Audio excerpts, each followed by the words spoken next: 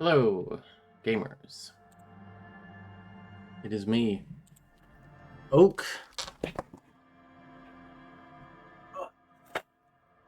The greatest oak tree that you know. I don't know, man. Hello, Nails. How are you? Today we are continuing Disco Elysium. Because TBH, this will be the last stream that we do, likely for like another week. We have Sylvie coming on Sunday. Tomorrow Susan is doing Ren Fair things, though maybe in the evening we'll miraculously have energy. Q&A, okay, good. So last time we finished day one. We found the location of a mysterious ghost who was actually a woman making dice. We still haven't gotten the body down from the tree. We have not figured out who is running drugs through the place. We so far really have nothing. We found our papers. That's good. Yeah, we're gonna have a busy week. Well, Camilla is gonna have a busy week.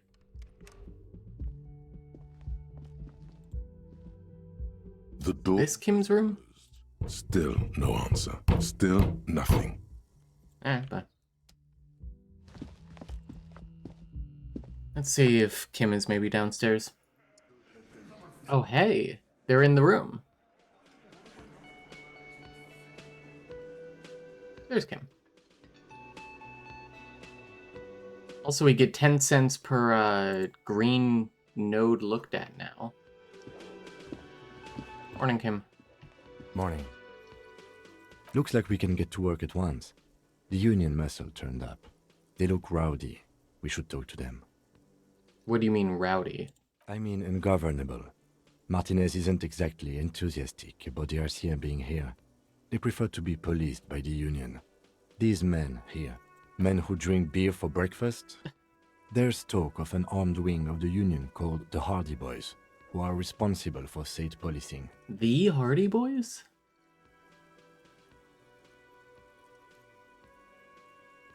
Are these the men Gart told us about yesterday? I completely forgot. Sorry, I had a rough night's sleep. It's them by the looks of it. Loud and nasty, just like the manager said. One loose thread less to worry about, and one big problem to replace it. Let's walk. Before we do. We don't have to talk to them immediately. We can walk right past them, continue with our business. Good. A power move. Purposefully concentrate on something else first. But aren't you curious to know what they have to say about the murder? They're in no hurry to leave. They think they own the place. Anyway, I leave that choice to you. Whatever you decide is fine by me. Did I have a media business anywhere? I don't think so. Talk to you first. Just a moment. Old woman turns back to the cafeteria manager. She's agitated, judging from the way she keeps pulling at the frayed edge of her blanket. And there's no public phones nearby? The closest phone booth is down the coast. Sorry for the inconvenience, ma'am. It's fine, I understand. Thank you anyway. I'm glad to see you again, dear. The lady is distressed. Perhaps something more upbeat might cheer her up. Everything all right? Please don't trouble yourself about me, sweetie. I was just hoping to make a call, but the Whirling's phone line isn't working. The union office probably has a phone, but I can't really get there. Or to the phone booth down the coast. And Gary's phone is dead too. What's wrong with the phone line? The manager was vague about it. Why do you need to use the phone? To let the young woman who's house-sitting for us know that we may be delayed. Morel, my husband, and our friend Gary were supposed to get back by Monday night, but they're still missing, and I haven't heard from them. I was also hoping she'd heard from Morel. A little missing persons puzzle might just be the thing to take your mind off the hangover. Has your husband gone missing before? That's just it. This isn't like him at all. He always plans his expeditions so carefully. But you have more important things to worry about.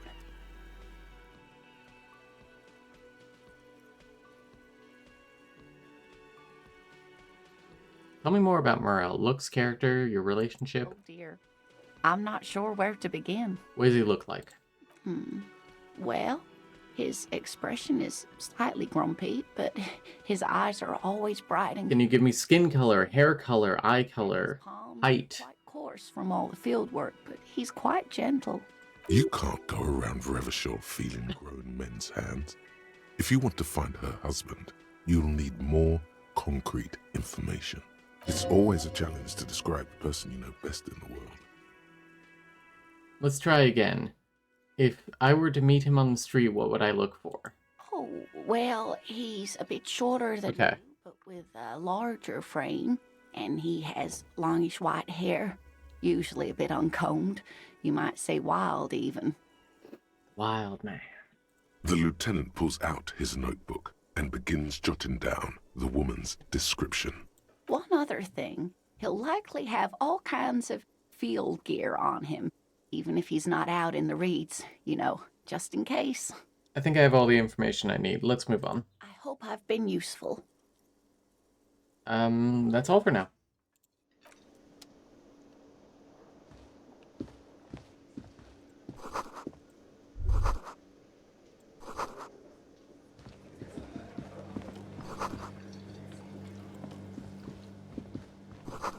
I'm getting enough money so that I can buy back the pin.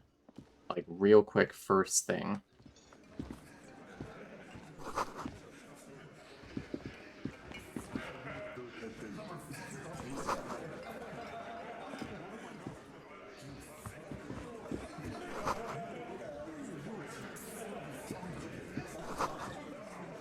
Okay, hang on. The theme on that pinball machine is a standard royalist theme, used on everything from pinball cabinets to full-flavor cigarettes, Where it's hallmarks. clinging to a picture book version of the past century, waiting for the king to come back and cast out all the profiteers and Yeah, I'd rather know about the world of today. the contemporary period stands still. The fated carousel of progress. Okay, cool. I don't care, I'm sorry. Okay, if he will sell it back to me for the price that he bought it at, I can buy the pin and give it to Lena now. Ooh, and then I can check on the status of the serial number.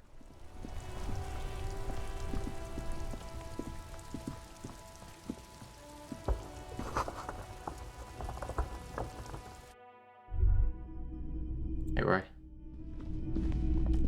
Hello, hello. Let me know if I can. I want to buy the pin. Fortunately, I still have it. 3:30 and it's yours. It's 10 cents, whatever. Here you go, officer. Anything else I can do for you today? Nope, thank you so much, Roy.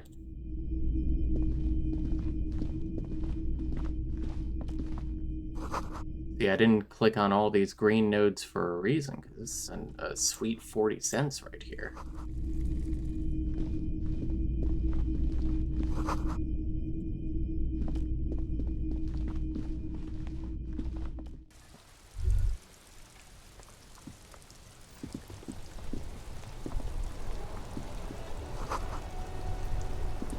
Ancient fountain.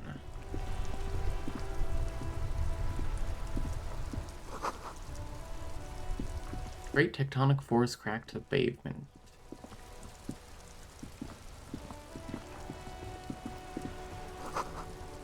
Street sign reads, "Fuck the police." Fuck the police, come straight out of the underground. Just don't ignore my rapping, please. Oh, hello, dear. I didn't notice you at first. About your pin. I hope you were able to pawn that old trinket. I bought it back. I know it means a lot to you. You should have it. Oh, thank you, dear. I confess I am glad to see Hey, Seraph, welcome. Very honorable of you, officer. Even the lieutenant seems happy with this turn of events. Now, what else, sweetie? Okay. Can I help you? Okay, nothing.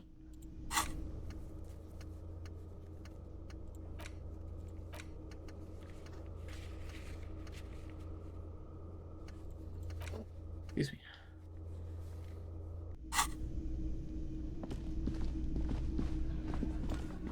Oh, hey, you're the gardener. Let me handle this. You seem a little different today. Less hospitable. You can't just say that to a woman. You are far from home, Lieutenant. This isn't a district known for its love of self-proclaimed militiamen. I mean no trouble, I'm just here to do my job, that's all. Not a muscle moves in her face, but her eyes trace yours, stern and perceptive. You are looking for Titus Hardy, who you think has information on a murder the RCM is investigating. You want to interview him. See, I didn't know the name Titus Hardy until you just told me, baby. That's Titus. Talk to him. But know this. I'll be keeping an eye on you. No strong arming. Nothing official. The District of Martinez does not recognize your authority to make arrests. Okay, well, the District of Martinez can suck my It doesn't matter if personalities. you recognize our authority. We will make an arrest if we have to. She says nothing. Her glare speaks for her. What's your role in all this? Obviously, I'm a lawyer. You're a lawyer. For the Dock Workers Union. I would urge you to consider what you say to my clients. I'm gonna talk to Titus. You've challenged me, unfortunately. Ooh, a couple of bucks. A couple of cents. How's it going today, Sarah? It's where you say your bit. He points at me with a beer can. Detective. He acknowledges me with a sharp note. He's leaving it to me. Don't say anything yet. Hey, dipshit. You hard of hearing or something? The boss man's talking to you. Do not let their squeals disturb your serenity. These are but simple peasants, sire. Oh, man, I could go in with the attitude. No, all business. We need to talk about the man hanged out back. Oh, this is about him. A real looker, that won't. A real mix of accents here. This is clearly someone who is British doing an American Southern accent. You're sure taking your time, waiting for him to get ripe and pretty for you, huh? He's trying to do, like, New York. Oh, he was a real pretty boy by now. Real hot stuff. Letting out that pretty boy smell. Time to go to work in the shit factory! That's what the limbic system said in our dream. Easy, boys. These janitors have a hell of a job cut out for them. I mean, I wouldn't go in there for $1 million. Hey, Wheels. At least Southern and New England can both be non-rhotic. True. That does make sense. You might want to start asking your questions now. It's not going to get better than this. These guys are so macho, they're ready to confess to first-degree murder. Ask if it was them. Do a head count first. Connect these men to the tracks you saw in the yard. Chances are they're going to match. How you doing, Wheels? Let's scan the room. Starting from the right. Boot size 44. Yeah. Blonde man in his 30s, overbearingly masculine, sitting on his right. Standard working boots, size 45 or 46. Eldest in the room, probably mid-50s. Smoker, quiet. Across at the other table, hobnailed working boots, size 43. Gang tattoos, Mesk or Sarah Maritzian, in his late 30s, early 40s. So it is these guys specifically. It's like these 8 dudes. He spent his youth in Villa Labos, a housing project in the Jamrock Quarter. There were incarcerations, Hard to say what else. The ink is fading.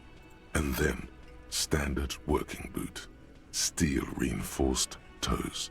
Size 46. The big dick. Wide at the shoulders and lean at the hips. Rugby cap. Fingerless gloves. Yeah, that's right. We saw his huge cock dragging against the ground. The emblem on his vest says Rowing Club.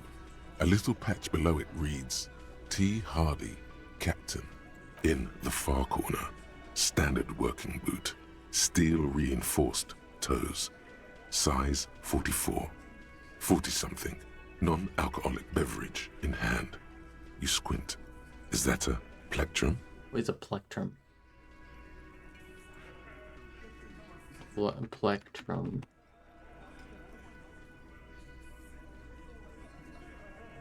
Oh, it's the finger picks. I should know this. I play banjos sometimes. And the little guy? Size 41, with the light step. Not a child, after all. An older man with a rat face, mean, watery eyes, and 2 front teeth missing. In the middle, heaving and wheezing. Big guy, boot size 46, deep marks. Probably carried the victim over. He, alone, is 130 kilos. Add the man in armor, and you could easily exceed 220. In conclusion, these 7 are the actors on the crime scene. The footprints were theirs, but there's a discrepancy. Yeah, where is Oddsole? Exactly. You've stood there for about 4 seconds, not saying anything. Hit them with questions. Where's the 8th Hardy? The fuck is with you, fella? The man hanged in the backyard. Did you do it? The pretty boy. You guys really love talking about that pretty boy. Funny. But my partner and I have a serious matter to discuss with you. Why is there a container belt around the dead man's neck? Container belt? Like we use in the harbor? No, it's airlift quality. Because we took it from the harbor where we work. Then we went out back and used it to hang him. We did this together. All of us. Until he was dead. That's why there's a container belt around his neck. Aha, so you just confessed to the murder. Goddamn right. No. These 7 honest men have equally come forth. They told you what happened so that you don't waste any more of your time. There were 8 people there. All 7 together. They're diluting responsibility. It's an anti-arrest tactic.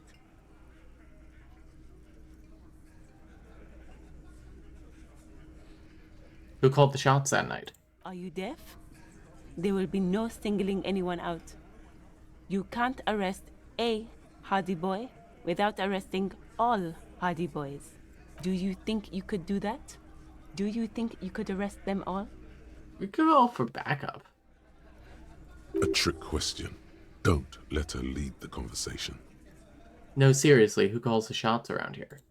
Who do you fucking think does?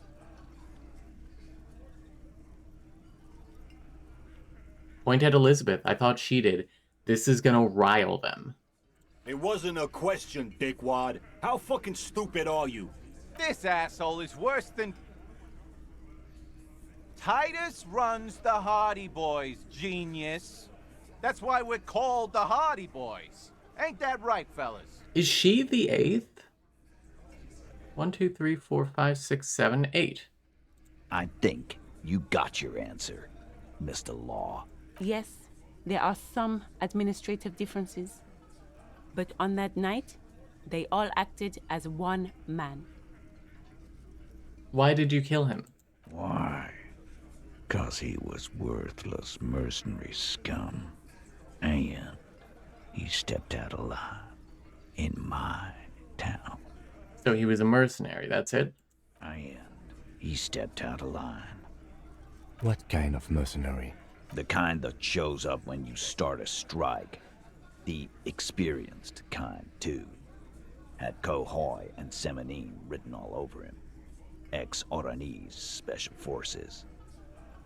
Yeah, I don't know. Yeah, Wheels, do you think they know their gang's name is homophonious with the good word with series of mystery novels for children? That's what I'm saying. The Hardy Boys? The Hardy Boys and then Nancy Drew over here? A live grenade. Right here in our bar. This one has a special gripe with him coming here. I can't prove it, but I know he was sent by the Wild Pines. They hire merc shit like that. Story of every strike from here to Samara. What'd he actually do wrong? Wrong? He harassed women, raped one, harassed workers, threatened to kill some as a warning.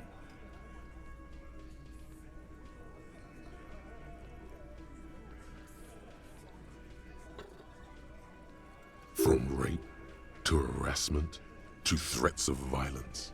Why the strange de-escalation? Next character you meet is going to be named Nan C. Drew. He regrets mentioning it. Hopes you didn't notice. To kill us all, if we don't open the gates, if we don't let the scabs in, if we don't bend over.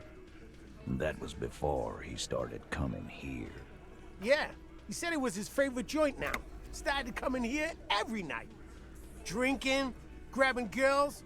Grabbed one of ours mid-karaoke, right there on the stage. He grabbed someone? He's trying to make sense of this flood of information. Yeah. This girl's on the mic. A beautiful girl. Young. Gets into the second verse of Lover Lake. The fucker grabs her legs, starts screaming. Show me your cunt! Why don't you show me your cunt? Then, he gets knocked on the head with a wine bottle. Doesn't even fall down.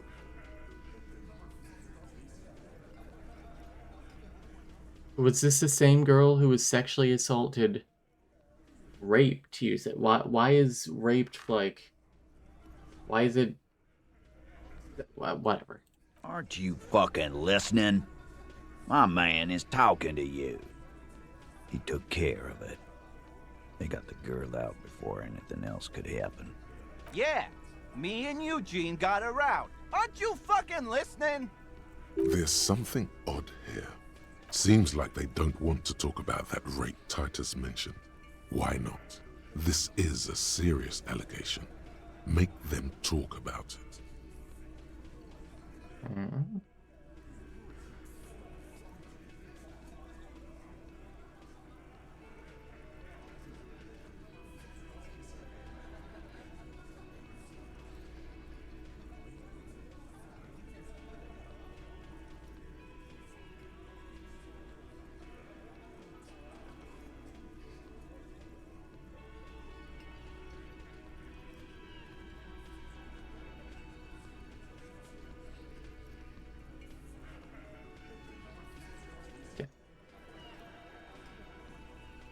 Okay, but who did he rape then? This is a very serious allegation. No, you're not getting the name. That's a Martinez matter, and I'm not discussing it with you clowns. When did it occur? You don't have to keep answering his questions.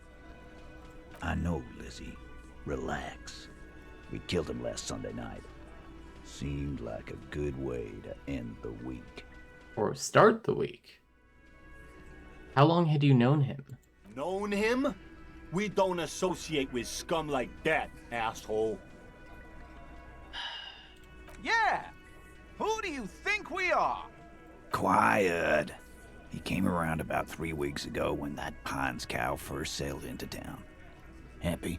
By the Pines cow, you mean Joyce Messier? The representative for White Pines? The same company you're striking against? No. I mean the Pines cow. The stupid-ass cow they sent in to fuck us over. But you know what?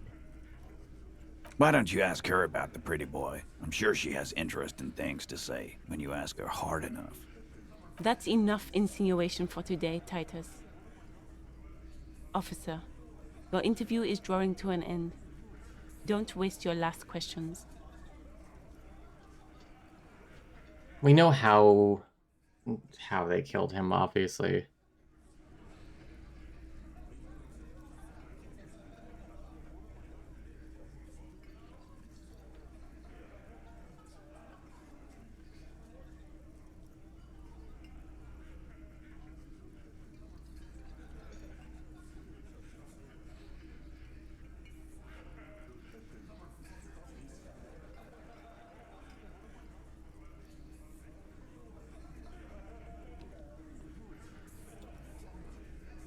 I'm gonna say, you have no remorse? How many people have you sent to the Shays? Ever felt remorse for them? Chaise électrique is the method of capital punishment in Oh, it's a chair. Coalition. During the suzerain's reign, it used to be the firing squad. Or send them to Reunion to rot. For 20 years. For life.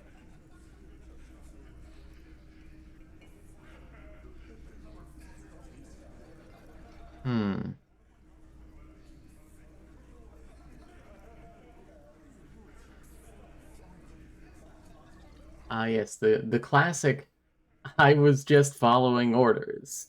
Indefensible. Nuremberg who? Honestly, I drink so much I can't really remember anyone I've sent behind bars. Doesn't remember them. He just forgets. Are you hearing this, Titus? Ain't no use keeping a stiff catalog in your head. That's for sure. So what are we going to do now? Nothing. Your investigation here is done. Leave Martinez, go back to your stations where you belong. I think we're going to stick around, thanks. Some things don't add up here, Titus. I've done this job for long enough to know that people don't just confess to first-degree murder. Even if it is a group responsibility. We're going to look into this. Good luck with that. You've heard everything a rent-a-cop is gonna hear from us. Real law officials. You're lucky you didn't get a beating. I'm annoyed I didn't get to ask about the eighth person. Rent-a-cop. So that's what this is about. Godly, established authority. Oh, here we go. Where's the eighth Hardy Boy? What are you talking about, madman? There's no 8th Hardy Boy. There's 7 of us and we're all here. Or what? You want to be the 8th Hardy Boy? We ain't hiring. Actually, boss, we've been talking and we think she could maybe... This person Glenn wants to hire, he really respects. It's her. Shut the fuck up, Glenn! I do the talking here. Now what the fuck do you want, cop? It has to be good, if he won't let you pursue it. Looks like the lieutenant thinks so too. So let me get this straight. There is an 8th Hardy Boy. It's a she, and you don't like us talking about her? That's right. We're not talking about this. This is a private Hardy Boys matter. Nothing to do with your shit. And you're not cops here. Don't go digging around if you don't want a bullet in the back of your head. I'm watching you. Good. We are all watching each other. Officer, your question. There's no point in pushing it further, he thinks. Yeah. This is already a victory. Yeah. We'll learn more about this 8th Hardy sooner or later. I should go. I still believe that it is Lizzie here. I think maybe even Lizzie called the shot. Or at least she was there, and then afterwards was like, no individual person claims this. Why are you wasting your time? Are you the Hardy girl? I am not. Yeah, no way, these guys know more than one woman. You could be Liz. You could be anything. You could even be a model. Oh. Even a mod? Glenn, I went to law school. I am an attorney. He's right. With a face like that, she could be on the cover of Le Debutante International. Get a grip, Glenn. She went to law school. So fucking what? Lots of models are actually really smart people, fuckwad. Fuck, he out-feministed me. No, Glenn. They aren't. Seems like you have a bit to learn about feminism, young lady. This didn't change her opinion of He's on woke too. It's not her. Yeah. She's not a hardy girl. Definitely.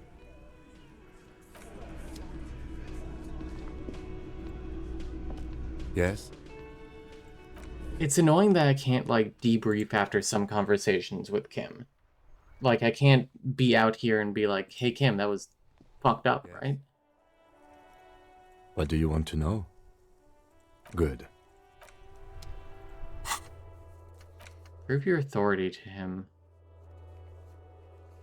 Soften him up first. Look for a witness. Get help from the union boss or the company rep.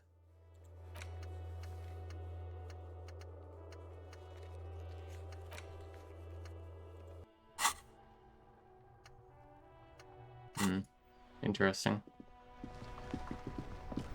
I found it so funny that they called me out on running everywhere. You see a set of steering levers, a radio microphone, a pull-out toolbox. Radio. This is Precinct 57. How may I assist you? Have you heard about the serial number? Yes. The armor was produced by Fairweather in their facilities in Bétancourt, sur la Clé in 42. It was part of a special order for Corps de Pharmacie, a security firm contracted to protect the interests of Oranese pharmaceutical companies in the Seminine conflict. So, it seems the armor went to Seminine. That's where the paper trail ends, though. Even the firm has proven difficult to track. Corps de Pharmacie has been renamed several times over in the years since the armor was issued. Do you know what it's called now? The most recently registered firm that the ICP has been able to connect to the CDP is a military contractor called Trinell, and the one before it was Downwell. I think they might be the same contractor. Armor like this isn't mass-produced. It would have probably been fitted. Perhaps there's a record of who signed for this particular suit of armor. Yeah, this would have been customized. There must be a record of the person to whom it was issued. Yes, but the ICP tends to be reluctant to share private sector records. Get a warrant. Try to talk them into it, though. This is a fun challenge for her. An opportunity to contribute beyond doing her job by rote. She'll gladly put in the extra effort for Team RCM. Yes, thank you, officer. I really appreciate your efforts in this case. Glad to help. Call back tomorrow. Hopefully I'll have more for you then. 57's over and out. In the cabin, you see a set of... As you tap on the gauge, the indicator pin jerks as if... No. That's enough fun with the foldable headlights. I know they are mesmerizing. They're also fragile. I'm not going to turn it on for you again. Okay. Alright, call her back again later.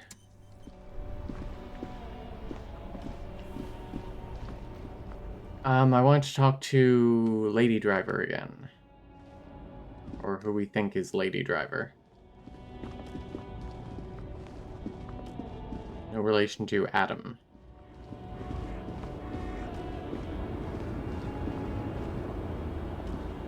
The woman is still hunted. Huh? What is it? Are you the Lady Driver? You just call me a lady, Sheriff. She clearly doesn't think she's a lady. Don't repeat it. Well, I was told of a woman driver. You're the only woman here. I'm not that either, Sheriff. I've gone too far from it all to remember what was between my legs. Wow, beast. It doesn't work like that on the long haul. So you're not the driver everyone is terrified of. I'm only terrifying to small children and to those who used to know me. Yeah, it's not her. Believe me. Why were you scary to the people who used to know you? Because they can no longer recognize the person I once was. Then who's the female driver I was told of? How should I know? Do I look like I spend a lot of time with the other communers sniffing around when I have my movies to go to? You said the long haul, that's... The big ones, the trucks. There's no women and men there, it's all just... Wow, gender theory. In the middle of this town, there's a ghostly motorway. It takes all the people where they want to stay. In the background, a quiet song seeps from her cabin into the air. You don't hear any vocals. I should go. Oh, Sim. Something in her is pulling towards some unknown rest state. She twitches, like a sleep kick. What are you hauling? Diamonds. Diamonds, really? Of course not. But wouldn't it be marvelous if I was? Were you really hauling? Whatever stupid things they put in the lorry, I imagine. So you don't know what you're hauling. I quit concerning myself with that a long time ago. Besides, I don't drive the lorry for the cargo, if you know what I mean. What if the cargo is contraband? Then it's contraband, lawman. What? Do you want to take an old woman in? Be my guest. Lock me away like Bad Hand Hermenegildo. Bad Hand? Hermenegildos' bad hand strangled 300 people. What can I say? Some people just really like strangling people. Alright, I should go. And I get a level up. Give me another physical instrument.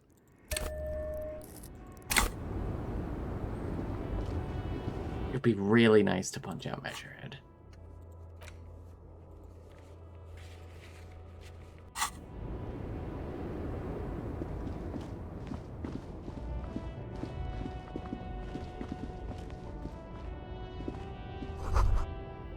A Stars Riker, one of the finest Zhimsk-made motor carriages ever. Okay, cool.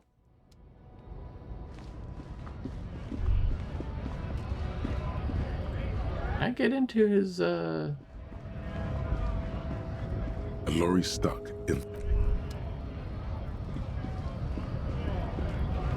Day 2, you got anything else to say? Right to work! No.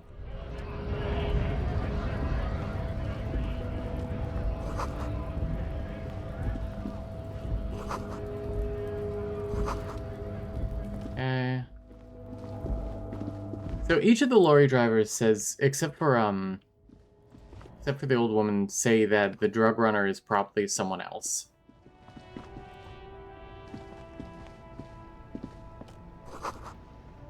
Pigs go home.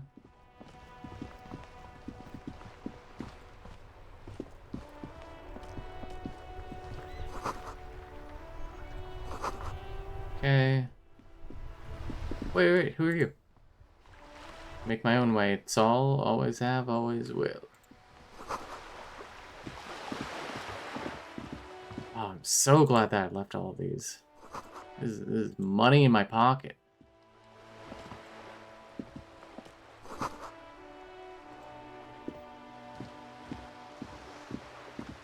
You got anything to say?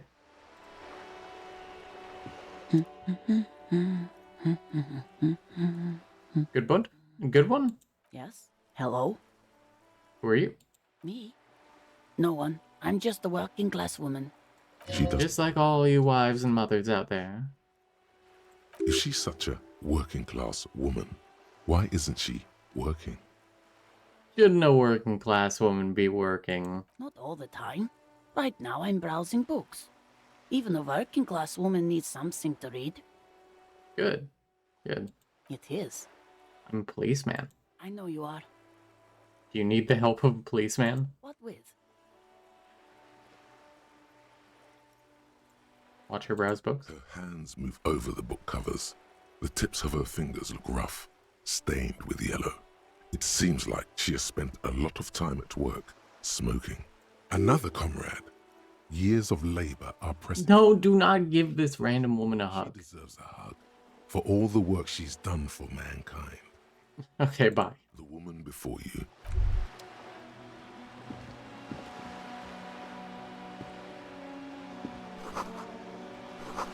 A bunch of information about books. Cool.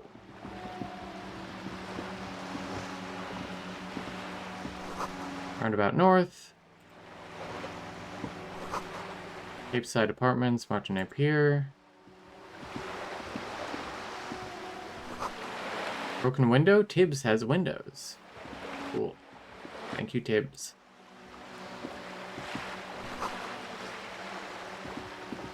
Norma's boodles worthy of a real man.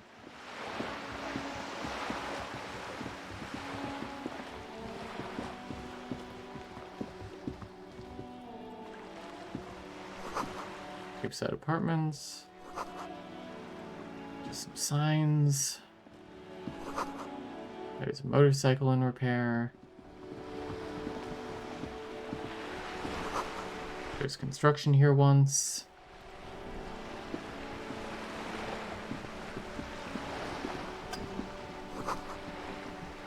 Docking reserved for residents.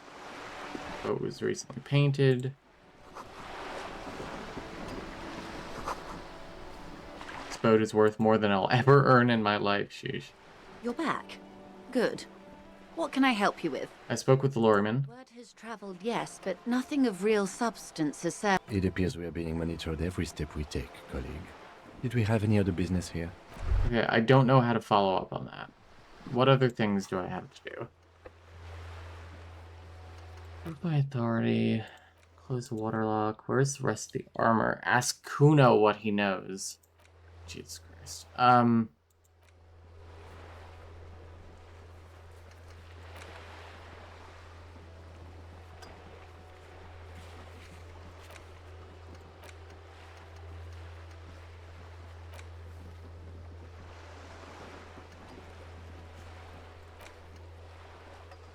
Joyce, victim's tattoos.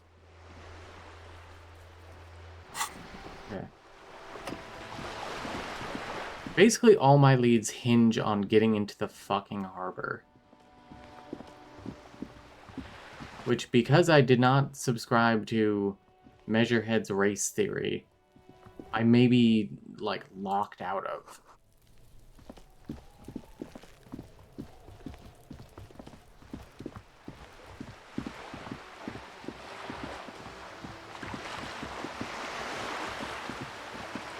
Damn, Kim was getting ahead of me in the running.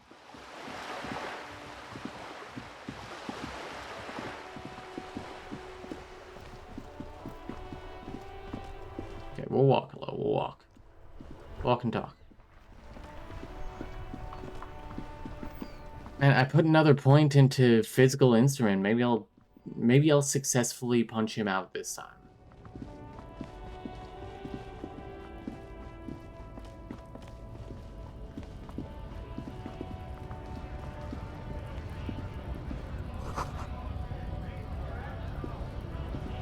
I'm gonna buy a little more Noseped. The tear machine stands in the corner. A small cabinet on the wall. Okay, here. I hope Saint...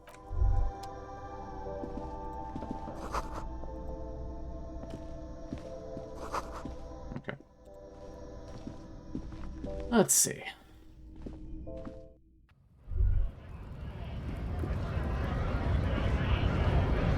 I would really like to finally punch out Measurehead. Because my entire fucking investigation depends on it.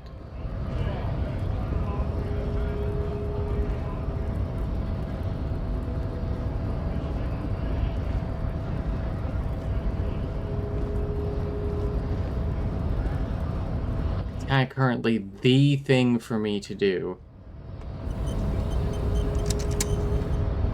Your race descent has only Ooh.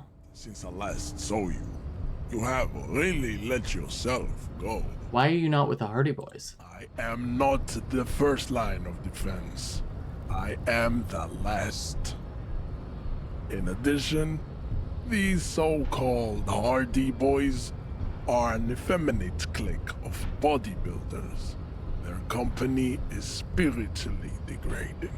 You pick up on something artificial in his tone, like he's putting on an act. This is unlike him. He is usually more himself. There's more to it. What have you got against them? Fine. They have recently fallen under the influence of a possibly sexually perverted female vagrant. Narcotics peddler. It's shameful. The lady driver? What do you mean? Find out for yourself. Endomorphic blob. Interesting.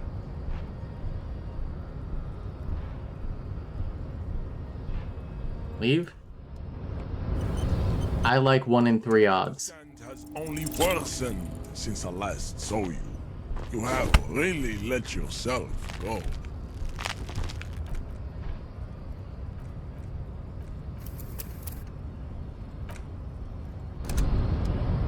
don't care.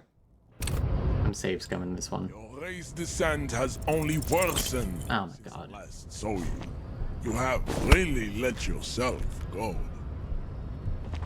It has happened.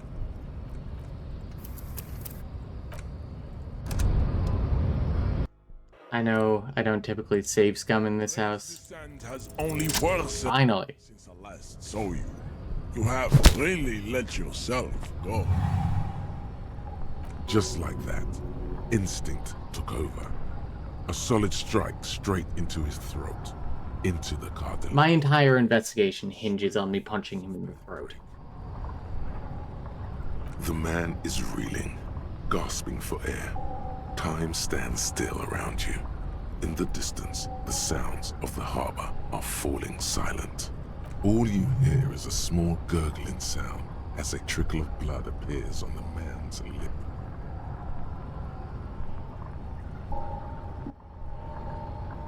I mean, I gotta do the 360 flying spin kick.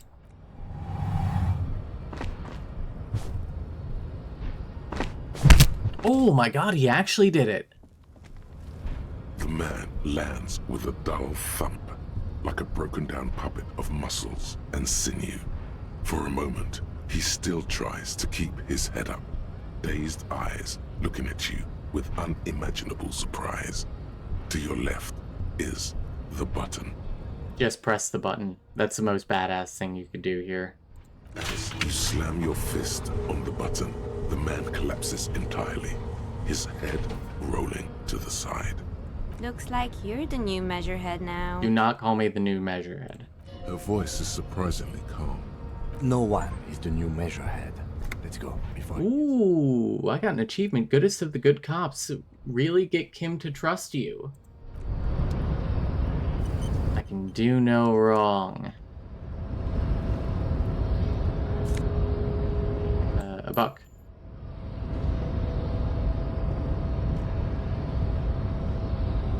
Excuse me. Thank you.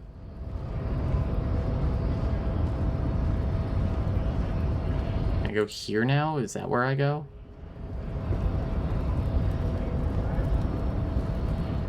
Okay.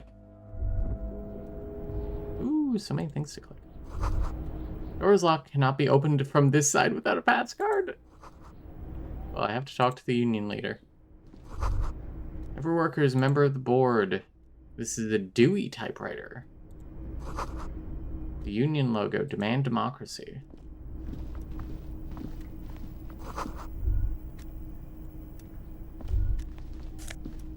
What's this? The book.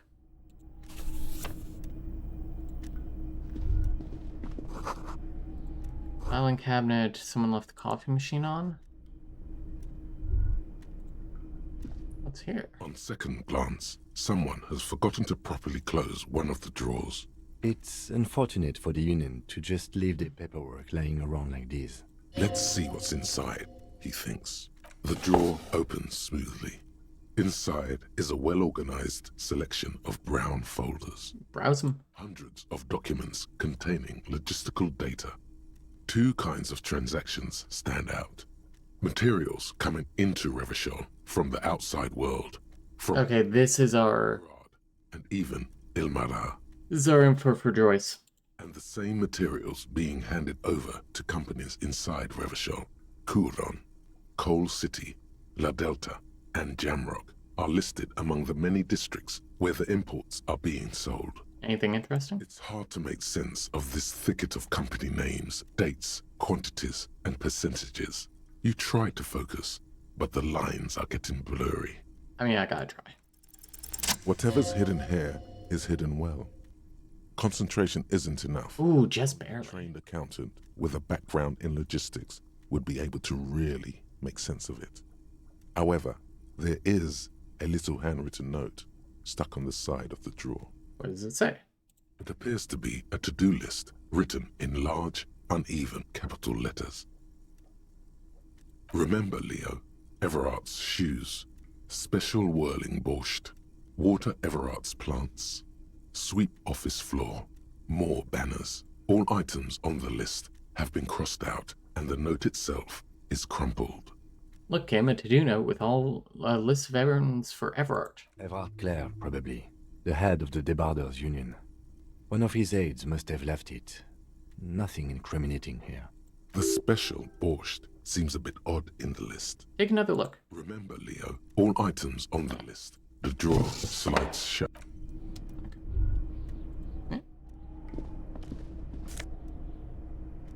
Postcard? Books. Ooh, magnesium. Glasses, visual calculus -1 drama.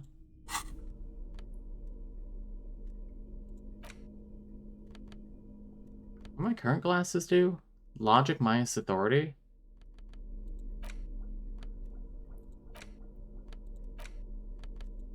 Interact with the book. The front of this quarterly journal features a large satirical portrait of the late King Friesel. Okay, what catches my eye?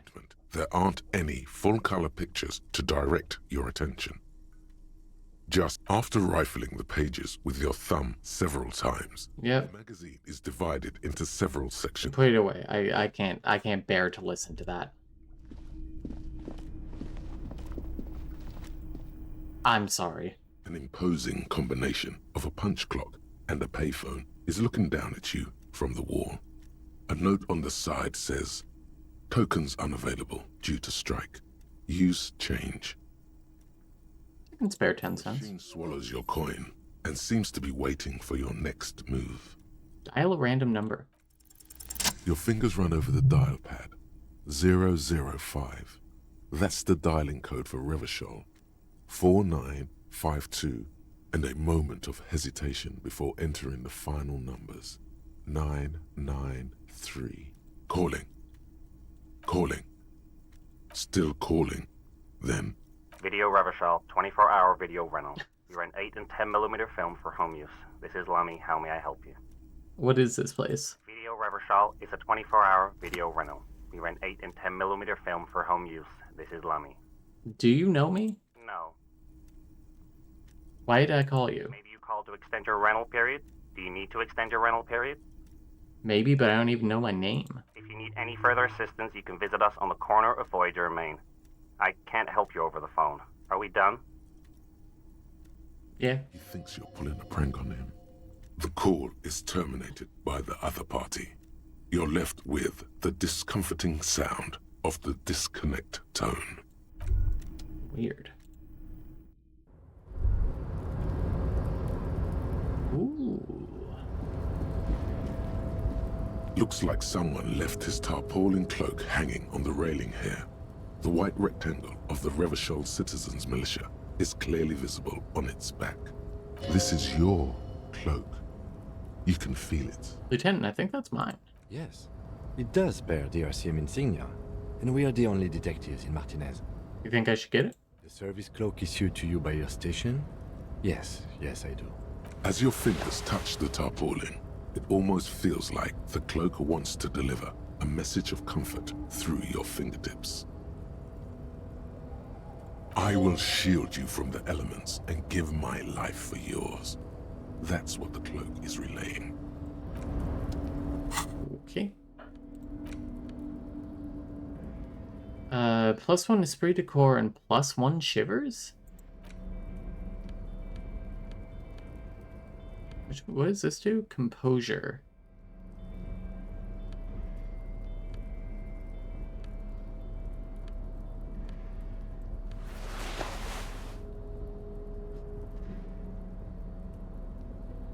Not about my stupid shirt.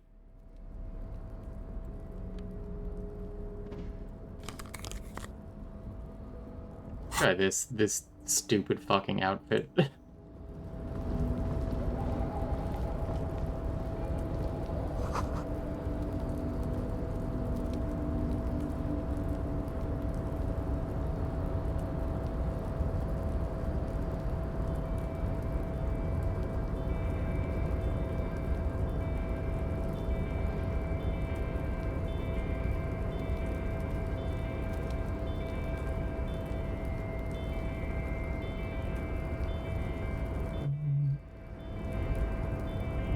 I need to set an alarm.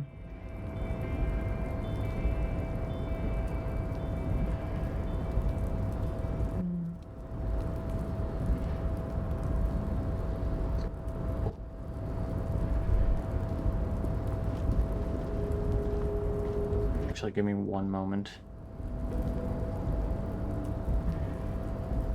I'm gonna put us on Be Right Back for just 1 minute.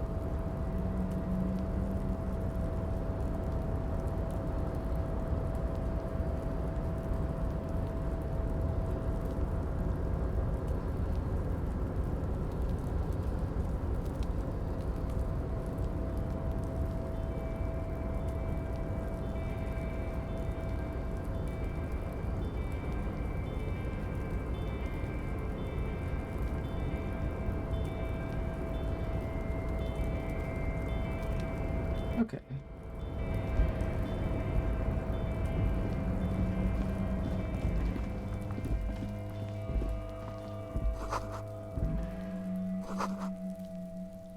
Snow is quietly covering the numerous wine bottles and cigarette butts on the ground. Someone partied really hard here. Did I do this? Well, yes, I think we can say with relative confidence that it was you. This is really sad. I must have been miserable. Yes. This scene isn't exactly ripping with joy. Let's just move on. This is the night watchman's booth. The name on the door reads, René Arnaud.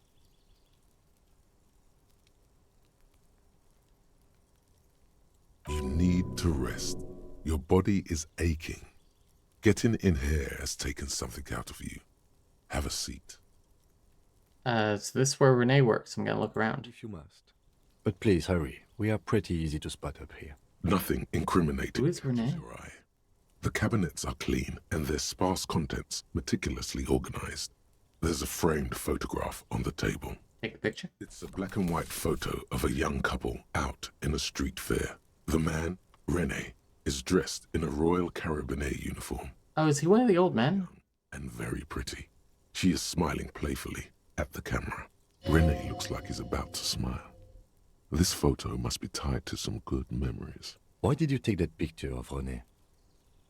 I'm gonna ask him about it. You're really interested in that old soldier. Not sure I understand your fascination, but sure, as long as it doesn't take up a whole lot of time.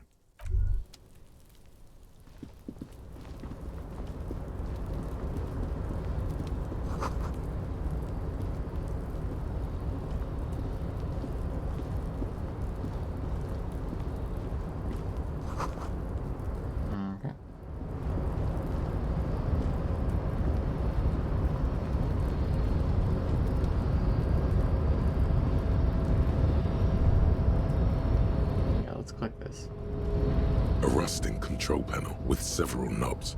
2 buttons marked Marche and Arrête are faded with use. It seems to control the large crane above. A container is attached to its hook block. Marche. On. Arrête. Off. Bucket. With a loud grind, the crane shifts overhead, moving a massive metal container through the air.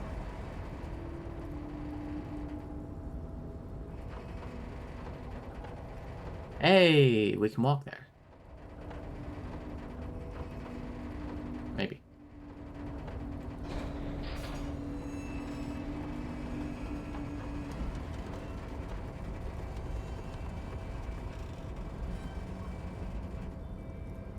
Huge maybe. With a surprisingly quiet thunk, the crane places the container down.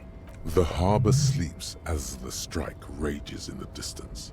the crane can rest again, now that its purpose has been fulfilled. Understood. The rusty control panel grows. I can't see how that was worth the wreckers, except for seeing the crane in action, which I admit was satisfying.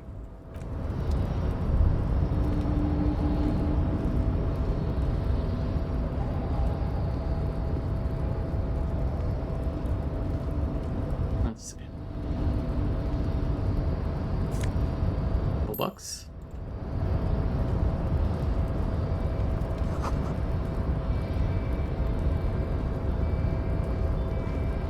Before you stands a cargo container. I think there's something special about the container. Is this like your thing with that wall again? Maybe. You do? Because I don't. Been forever since I played this. Oh, an ad is going.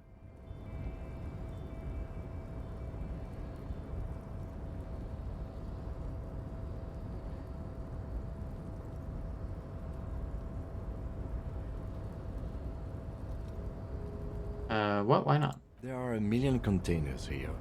Why are you fixating on this one? Maybe there's contraband? There may very well be, but we are not here to look for that.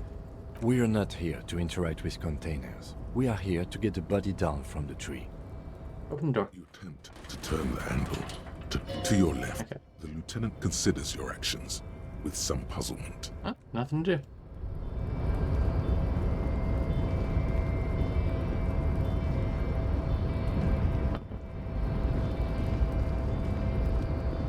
Oh man, this is a long fucking walk.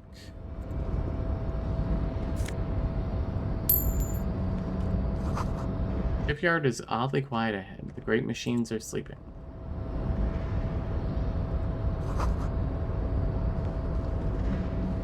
Your tower is silent. Okay, hello, Wills. It's been a while since I played this. Is the idea that in this setting they used to speak French when they had a monarchy or whatever, but now everyone speaks English, so many French names for cars and tools and things. I think they're speaking English for our benefit. Because this game is... Container, I'll turn you nice and red. Container, put the logos on. Because the game is like Estonian or something like that. The lyrics to this container song are being made up as he goes along. The accent is so thick, it's impossible not to notice he's Ubi, from the vanishing peninsula of Ubisund on Muindi. Container. Don't interrupt him.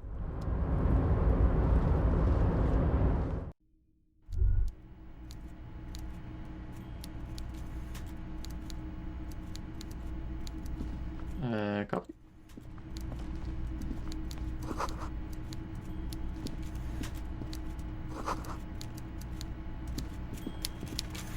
Okay.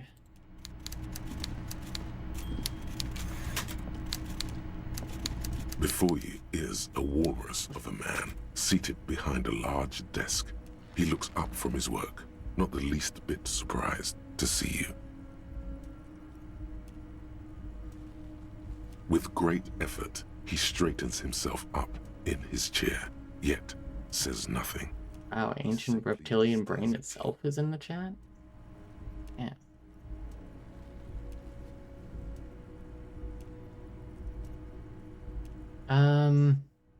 Honestly, let's get straight to business. There's a dead body in the tree. Welcome, Mr. Dubois, Mr. Kitsuragi.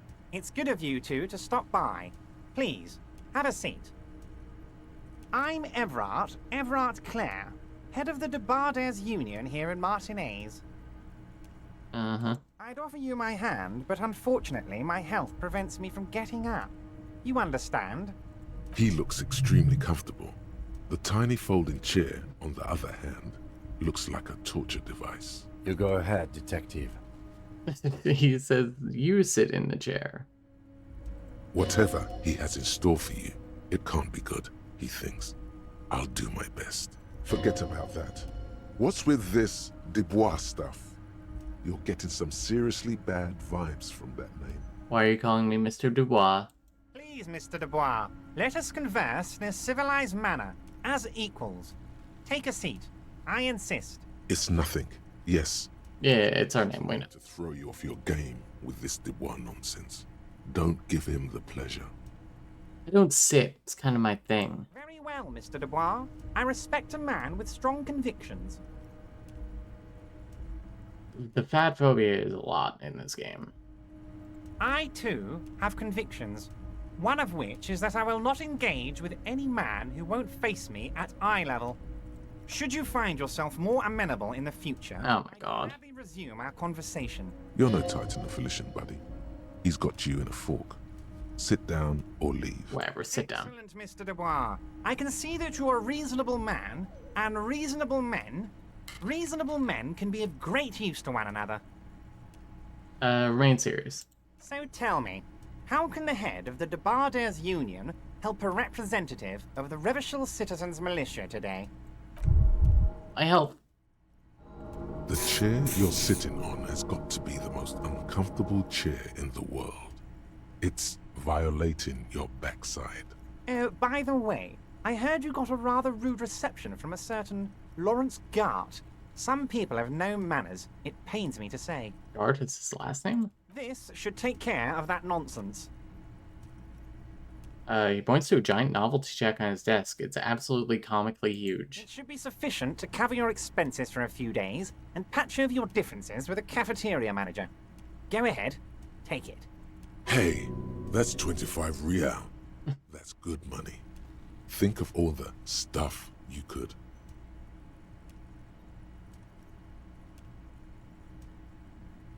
I'll take it. Is there anything you'd like to say to me? No. No. It's cool. I've got integrity. Cool? I wouldn't go that far. I'm sure there are cooler things than delivering a comically oversized novelty check to a cafeteria manager. But, sure, if that's what's cool nowadays. Now, I'd like to set your mind at ease about one other matter. Your lost gun. Let me assure you, people are on it as we speak. I've got my best hounds looking for that lost gun. What about my badge? His slug-like lips move, but all you hear is an echo. Lost gun, lost gun, lost gun. The world is swallowed by a black hole of fear. Only two words escape its gravitational pull. Lost and gun. When he said, "Don't worry," he actually meant, be very worried. I would appreciate any help you could provide. Are you all right, Harry? You seem anxious. Don't be. Everything's going to be all right. It's not like you left it loaded. You didn't lose a loaded gun. Local children aren't out there playing with it right now, pointing it into their own mouths. Jesus Christ. It's in a safe place. I just know it. I have a feeling everything's going to be all right. Kim? Kim? Officer, we will deal with this later. We don't need Mr. Clare's help with this. I wouldn't be so sure about that. Don't panic. God, you're sweating. Your knee is jerking. You're about to cry, aren't you? You're about to cry because you lost your gun and those children are gonna shoot. That's a lot. With it. So what? Men can cry too. You want to cry? God, you're weak. Whatever you do, don't cry. He'll think you're disgusting. Mr. Dubois, you don't look... Yeah, men cry too. What is this, Mr. Dubois? He keeps repeating. What is... Man, this is a boss battle. You need to cool the fuck down. Mr. Dubois! Mr. Dubois! Harry!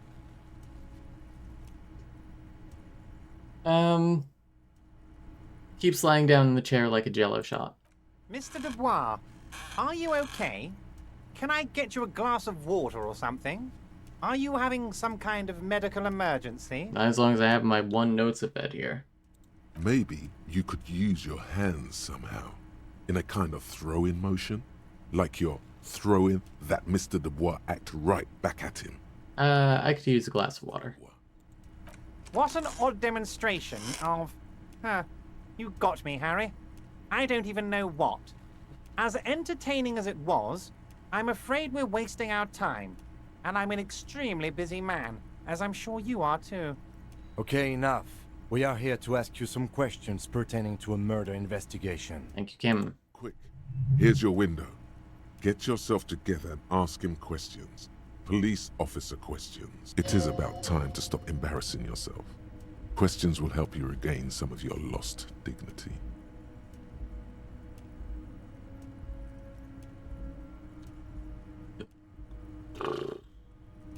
Could you help me get the dead body down from the tree? You might have noticed there's one hanging on a tree behind the hostel cafeteria. Oh my. Don't take this question personally, but why would I get involved in this matter? Mr. Clare, the man was hanged with a cargo belt. A steel-reinforced cargo belt. It's safe to assume the Union had something to do with the murder. I mean, we quite literally know they did. Besides, getting the body down would benefit all of us. It's a stain on the neighborhood. Also, I studied the footprints at the crime scene, worker boots. I can certainly see how having him up there might start affecting some real estate values. But of course, all joking aside, I am going to help you. Everard is a name with such bad mouthfeel. He's the first and only Google result for it. Jesus. He picks up the handset radio to his right, then clicks a button. Jean-Luc, the cop who bested you in physical combat is here, and he has a little dead body in a tree problem. Namely, he needs it to be taken down. Please extend him this courtesy. You can find Luke down at the gates, but you already knew that. Anyway, he's going to help you, now that he's back on his feet. Until the Union is involved in the local drug trade. What? Harry, how could you say that to me? You know I appreciate a joke as much as any Johnny Fat guy, but I can't take slander. Are you actually investigating this? The reaction appears to be sincere, but it's impossible to tell with this guy. No comment. Harry, you wound me, Harry, in the heart. But I trust you to put this to bed. Do what you must, and let's change the subject, shall we? He's hiding his real reaction beneath courtesy. Thank you for your understanding. We will continue to do what we must. You too, Lieutenant. You know, I like you, but you never were my favorite. I'm a Harry guy. I'm Team Harry. Uh-huh. None taken. Did we have anything else to do here, Harry?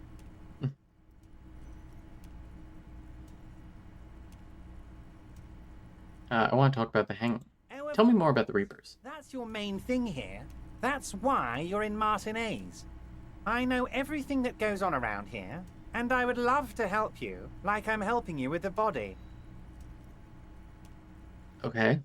I mean, it's no secret that the lynching is connected to the strike. So much to talk about. Honestly, it's been weighing on me so heavily. I understand you need to interview me. Say nothing. I'm training to be a therapist. I know that sometimes just waiting is a way to get somebody to talk a lot more. But there's a thing that's been keeping me up at night. I want to talk about the hanging. I mean, if we could just calmly talk, exchange information, we could blow this thing wide open. Yes, that sounds good. Let's do that. But I can't think straight with this thing weighing on me. You're police officers, aren't you? I have a crazy idea. You guys are basically door-opening machines. Incredibly talented at opening doors. I'll defer to Kim. Is that true? We're door-opening machines? I'm not sure I understand. If you're asking us to break down someone's door, it's not going to happen. Come now. I just need you to go open a little door for me and leave it unlocked. A simple thing. Absolutely nothing shady about it. An excellent opportunity presents itself, sire. You could win the trust of the arch-liar, pretend to play into his hand. Then, should you wish, bend his efforts towards your own. Whose door is it? Oh, no one's. It's just a weasel. A weasel lives there. Nothing for you to worry about. What do you mean by a weasel? A loud blabbering weasel. When weasels feel no one is watching, they start acting foolishly. Just go there, unlock the door, and leave it open. It's been such a burden on me, Harry. I just want this to be over so I can discuss business with you. I bet you don't even know anything about the hanging. Harry, my dear friend, I am what people call a local bigwig. I know everything that goes on in Martinez. Why don't you just open it yourself? Harry, I'm a very busy man, and more importantly, I don't have that extraordinary physique you do. You look like you could run around all day. Okay, they're calling me out for running everywhere again. You want to send someone a message that the police are working for you. I repeat, I'm a very, very busy man, Mr. Kitsuragi, and therefore I must occasionally enlist outside help. So what will it be, Harry? No, go fuck yourself. Of course, Harry, I understand. But if that's the case, I don't think we'll ever find your gun. Even worse, we won't be able to speak like equals about the murder. Luckily, we're not equals. Perhaps this was just bad timing for you. Know that you can always come back to me. I really hope you do. For your sake, my sake, and for your gun's sake too. Yes, we both understand what you meant. This may be the only way, he thinks. I won't hold it against you. In fact, we probably should reconsider later. Fuck. Whatever, I'll do the door. A fantastic change of heart, Harry. Go talk to Manana down by the gates. He'll brief you and give you the key. You have the key? Just open one little door. You don't need to go in or anything. I just want that weasel to come home and see the unlocked door. That's it. Anything else we should discuss? I met Joyce. Oh, that's very nice. I haven't gotten around to her yet. I'm very, very busy, you see. I hope you're getting along. One thing I want to make very clear, Harry, is that this is not some kind of union versus corporation situation. Everyone is just pals here. Just pals. We're all trying to do what's best for Martinez here. Don't feel like you can't cooperate with her because you and I are such good friends and I'm helping you get that nasty body down from the tree. I'm not a jealous guy. Whoa, that's so nice of him. Suspiciously nice. What happened to the previous negotiator? What do you mean, Harry? Nothing. I let him go. You made concessions for the company in previous negotiations. Why would you let an ally like that go? He's an old man, Harry. I wanted him to spend more time with his family. God knows how long he's got left. You called him a, little person. Harry! I have little people in my organization. Fuck you. I would never call someone a midget. What is this? Honestly, I'm beginning to think you're a midget, Harry. Oh my god. I'm only kidding, Harry. You're not a midget. No one is. We're pals. Joyce said the previous union leader vanished under suspicious circumstances. Vanished? Harry, the woman left her casserole in the oven and couldn't make it here in time for the voting. Oh, did I leave my casserole on? Better go home and check. The election can wait. When she got back, the whole thing was over. Wait, there was no mention of a casserole from Joyce. Funny, Joyce didn't mention any casserole. Harry. Do not fixate on this little matter. Maybe it was a rabbit stew, or a hairdryer, or an iron. The point is, her heart wasn't in it. Mine was. If it's spilled blood you're looking for, then there certainly isn't any in his expression or demeanor now. Why haven't you let Joyce in to see you? If she actually wants to see me, she will find a way. Any good negotiator would. And I just don't have anything to discuss with a bad negotiator. He doesn't want to see her. It's as simple as that. Are you sure? I find it a little odd. I'm just a nice guy, Harry. I wouldn't be where I am now if I wasn't nice. Politics is all about emotions, and I want you to have positive emotions when you think of me. Well, let's talk about something else. Of course, Harry. Let me just assure you one more time. It's perfectly okay to share anything we discuss here with this Joyce. This is a completely transparent organization. I have no interest in what she is doing, but I myself have nothing to hide. Your business is your business, and I respect your privacy. Just remember, none of this is secret. Tell her about all of it. My brother's picture, my singing swordfish clock. Tell her how overweight I am and how I'm helping you find your lost gun. Tell her about everything. Everett doesn't mind. It is rather interesting to tell people things about each other, isn't it? It was nice telling him about her right now. Well, you call me Mr. Dubois, why? Of course. Let us dispatch with the formalities. You call me Everett, I call you Harry. That's really my name. My God, so it's true. I didn't want to believe it, but you are a fantastic science fiction amnesiac cop, aren't you? What are the odds of that? I think the odds of that are very low. It might be a good idea to hide your confusion. I mean, see what his game is first. My memory is fine. I'm just testing you. So good to hear that, Harry. Apparently, my sources were wrong. Oh. However, if you did have a spot of memory trouble, I could help you out. With my big fat folder. Words flow like a river of honey from his lips. I guess word has already reached him. No matter. No harm done. Are you trying to tell me you've gotten hold of some of our documents? Mr. Kitsuragi, would you mind? Me and Harry are talking about his lost identity right now. Don't just jump to the folder. That's not smart. Shows you're on the edge. Do some probing first.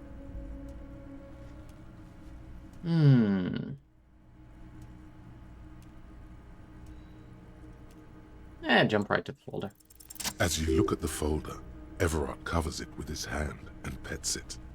He's hiding it from you because it's not a real RCM folder. It's just another one of those brown folders you saw in the file cabinet. It's not an RCM folder. Okay, Harry, you got me.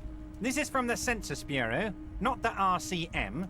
Those Census Bureau people are absolutely corrupt. You should do something about them. He got the name from the Census Bureau, and everything else from your actions here in Martinez. Yes, Mr. Kitsuragi from the Census Bureau. Like I said, now I'm actually a very busy man. So is there anything else I can do for you, Harry? That means he doesn't really know anything about you. A pity. The mystery of you will have to remain a mystery for the time being. So I'm Harry Dubois for like the 15th time? Yes, that's what I said. Try to keep up, okay? Let's move on. What's in the container? My dear Harry, there are literally millions of containers in this harbor. I couldn't possibly remember what's in all of them. It was attached to the crane. Harry, you smooth-talking son of a bitch. Time is a precious... Who is he? Who are any of us? Smooth talking. Maybe that's the way to go about opening the container. You should at least try convincing it. I'm gonna leave now, but we might talk again later. Wait. You need this to get in and out through the gate. Ah, thank you. Great, wouldn't want to get stuck in here. Here, you're one of us now. A real red and white union man. Take care, Harry. Mazovian socioeconomics. Let's go. 0.000% of communism has been built. Evil, child-murdering billionaires still rule the world with a shit-eating grin. All he has managed to do is make himself sad. He is starting to suspect Krasmezov fucked him over, personally, with his socio... Now this sucks ass. Forget this. Can I forget this? Fuck, I need a skill point for it.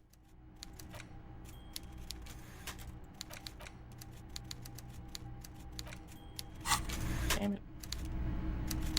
Whatever.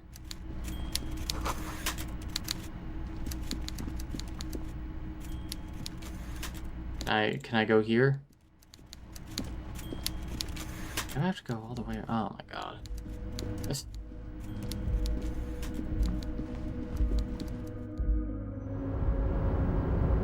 Okay, and we're out. Ooh, money.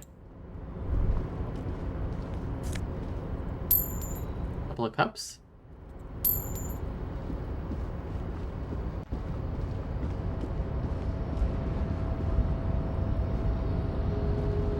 So I'm guessing the novelty check is just whatever money you owe guard at that moment.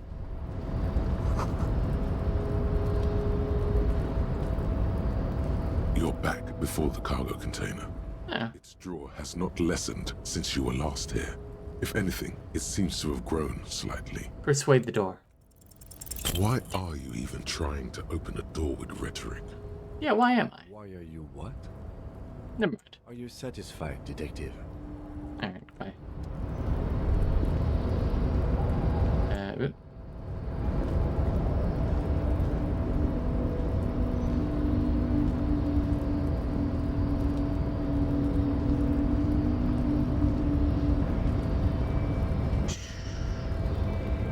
It's an obnoxiously long way to walk.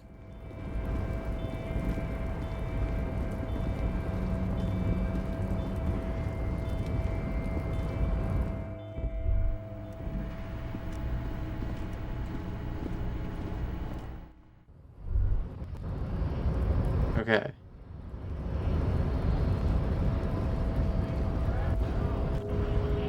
Alright, manana. So, how'd you like our harbor? You've been in there, he means. Talked to the boss man, too. Whatever. Labor Utopia. It's but a rest area on the path leading across open plains. Right. You talk to the boss, eye to eye. Like men of the plain. If you have any more questions, I'm set to talk. Everett said you have a key? A key, huh? What door is this key supposed to open? He said it belonged to a weasel. Oh, say no more.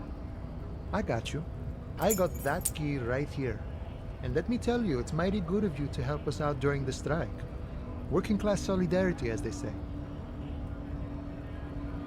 I'm not really doing this for political reasons. Oh, so the none of the above type, are you? I get it, I get it. I like to keep my distance too. But it doesn't matter. It's a good thing you're doing.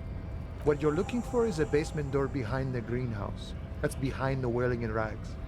That's what I know. Our organization is what you call compartmentalized. Means we keep out of each other's business. Okay, but where did you get the key from? The janitor gave it to me. Nice fella. We talked about life and things that really, truly matter. Which janitor? None of this mess we're in. This jiving and juggling. What's it for? To feed our children, I guess. Does he ever actually introduce himself as Manana, or is he literally just telling people to call him tomorrow and they don't understand Spanish, so they thought it's his name? Joyce, the strike negotiator, said that this is something he calls himself, and she called him somebody who's unwilling to work, and his name reflects that. Something like that. Anything else I should know about the task? When will he be home? I'm more of a philosophical dock worker. I like to talk about the big picture stuff. Who I am, who you are, what we are fighting for. He means he's not going to tell you, cause he doesn't know. But he will shoot his mouth off with you now that you're working for Everard. Who he is, and what they're fighting for. This is interesting. Do you know anything about the Hardy Boys? Los Ardis? They're an independent militant group. A bit too high-strung, but it comes with the responsibility. They're sort of like you. Preserve the rule of law and all that. Except it's Everard's law. But really, they're just like you. Why are you striking? We're negotiating our share. Your share? Aye.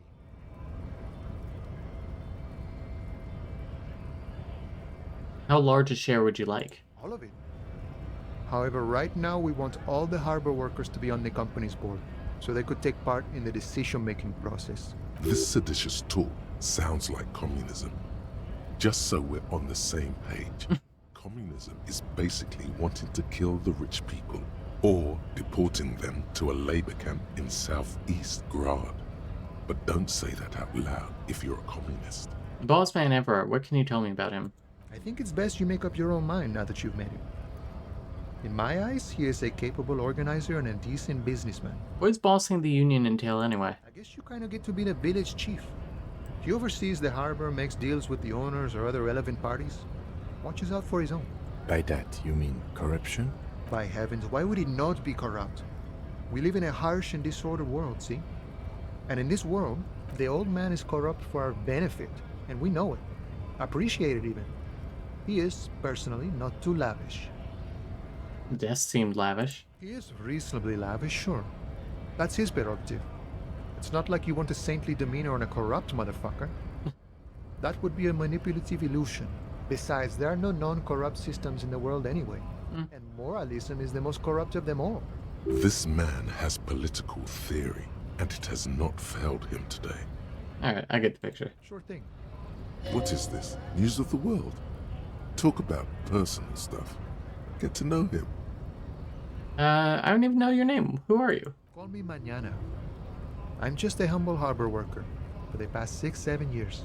Mañana sounds like a Mesk word, but he doesn't actually look much like a Mesk.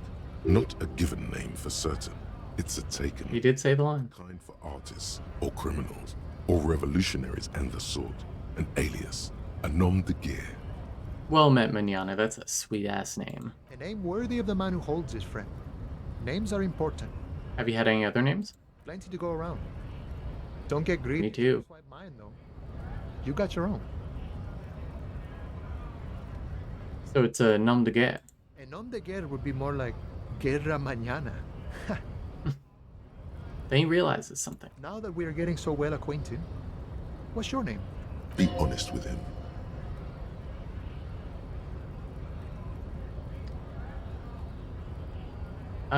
Okay, I think I might be Harry. Harry. It's cool, but I'm sure you could come up with something even cooler. I mean, let's try it. Name for myself, it's... Your mind can only conjure up Hunk Handy, Fake Valdez, Bosco. You might want to decide to keep quiet about these. Actually, I don't have a name. Nah, it's Harry. I hear you, and it's pleasure meeting you, Harry. But do keep an eye out for an alternative, all right? Any idea who killed the hangman? The mercenary, eh? Who could have killed him? That's indeed the question.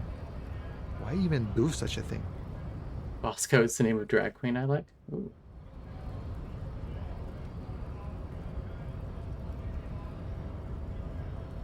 The Merc was hanged with a very specific type of cargo belt, one often used in heavy transport areas, for example, harbors. What a thought.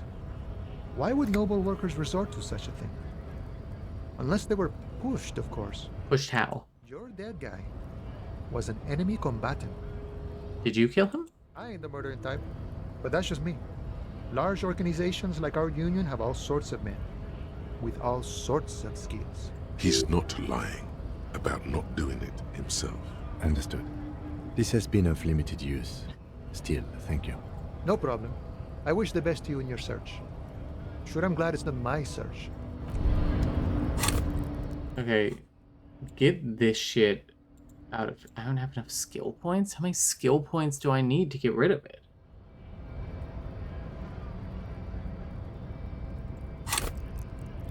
Thought I had a skill point available.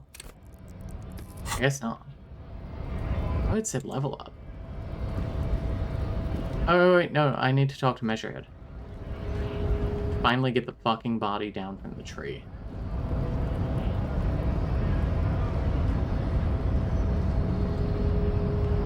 Do not presume this has drastically altered our race dynamic. It was something I had to do. Our personal dynamic has changed. A little. Everard told you to help us get the body down from the tree. So it was. You bested me in race combat to reach my superior, then had him give me an order. I salute your cunning, enemy.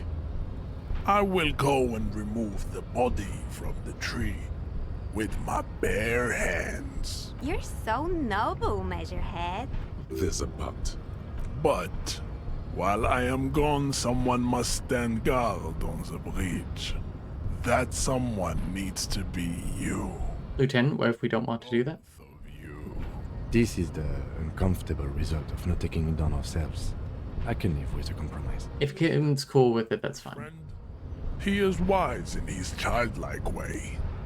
His mysterious race may yet prove fierce competition to my heroic haplogroup. Okay. Babe, see that they stay here the whole time. It honestly would be very funny if the game makes you wait like 5 minutes.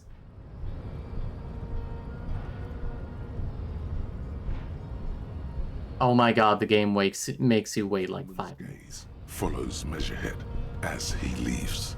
So, you guys are like cops or something? We're just trying to keep things from going to shit. Have you ever thought that maybe things should go to shit? I'm Katya, by the way. You hear that? That sound.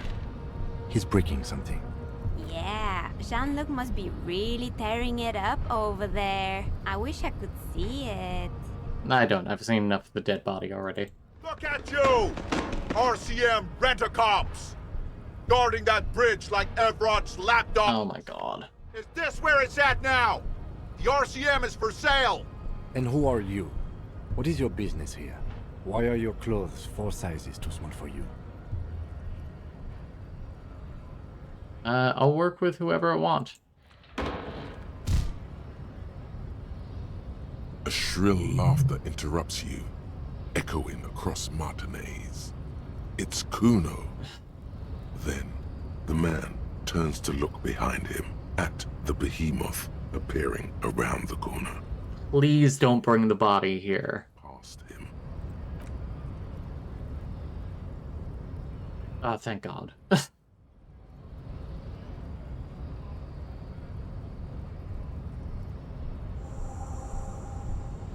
The corpse has been removed from the tree.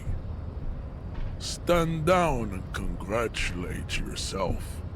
You have sided with Ray's victory today. Whatever, man. Thanks. Farewell, ham sandwich. You are a Union man from now on. Okay. Body down from tree.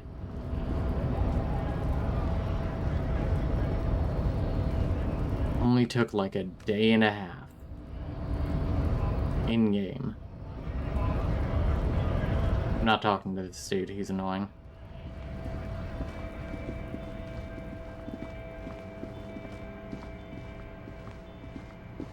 The game calling me out for running everywhere is making me self-conscious about running everywhere.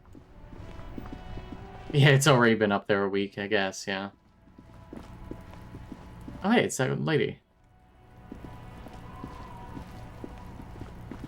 Alright, get the body. The corpse lies on the ground. Broke the whole damn branch. An absolutely demolished pinewood branch.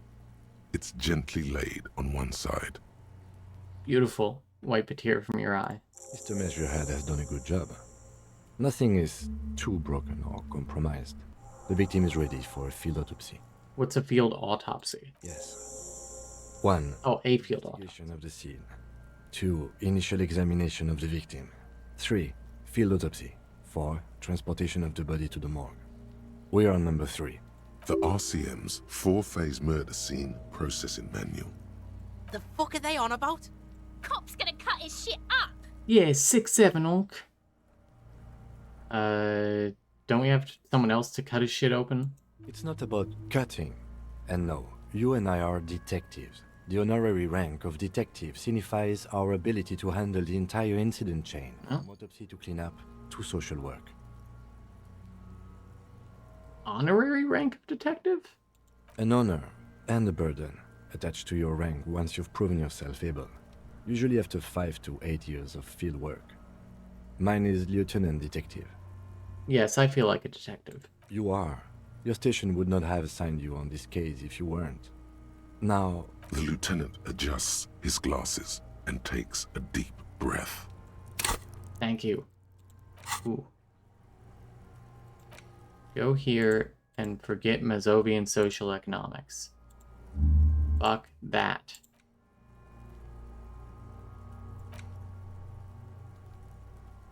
Lonesome Long Way Home. Internalize.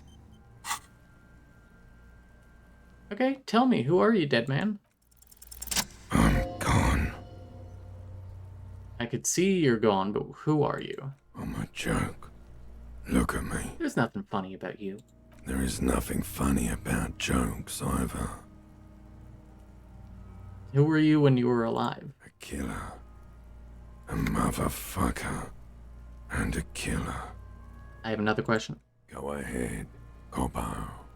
Where have you gone? Into the wild pale yonder. Where's that? In the past.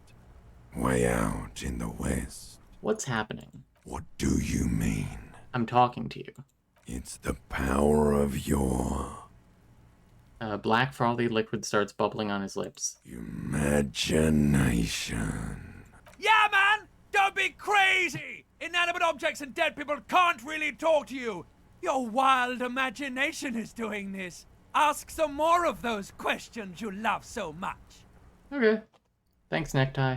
He loves those. Why do I love questions so much? Because you're a copperoonie. Look at all of them go. Do you want more questions? Give me a comical amount of questions. Coming right up.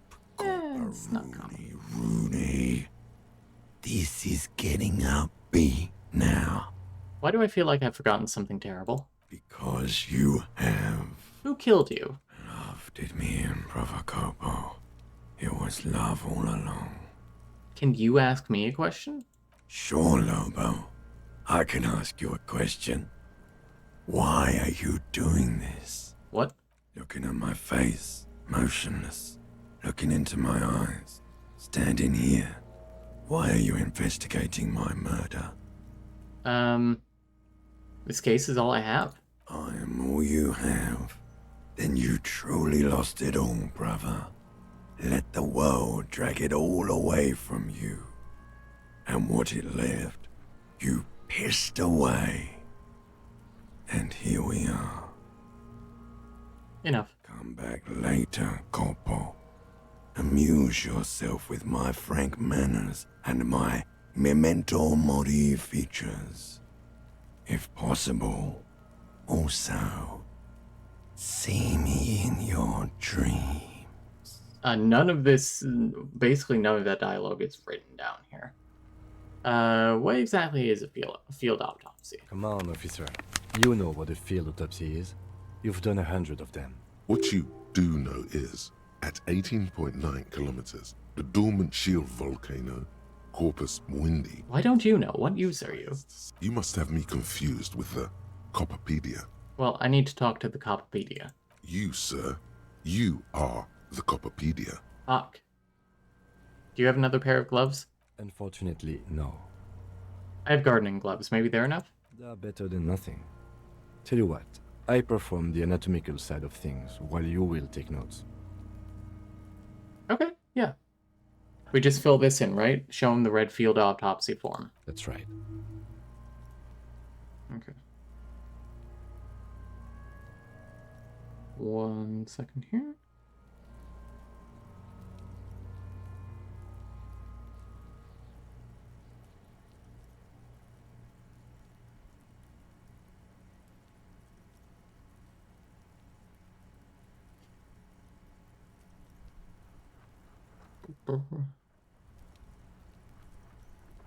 Just gotta make sure rent is squared away. I will forget otherwise.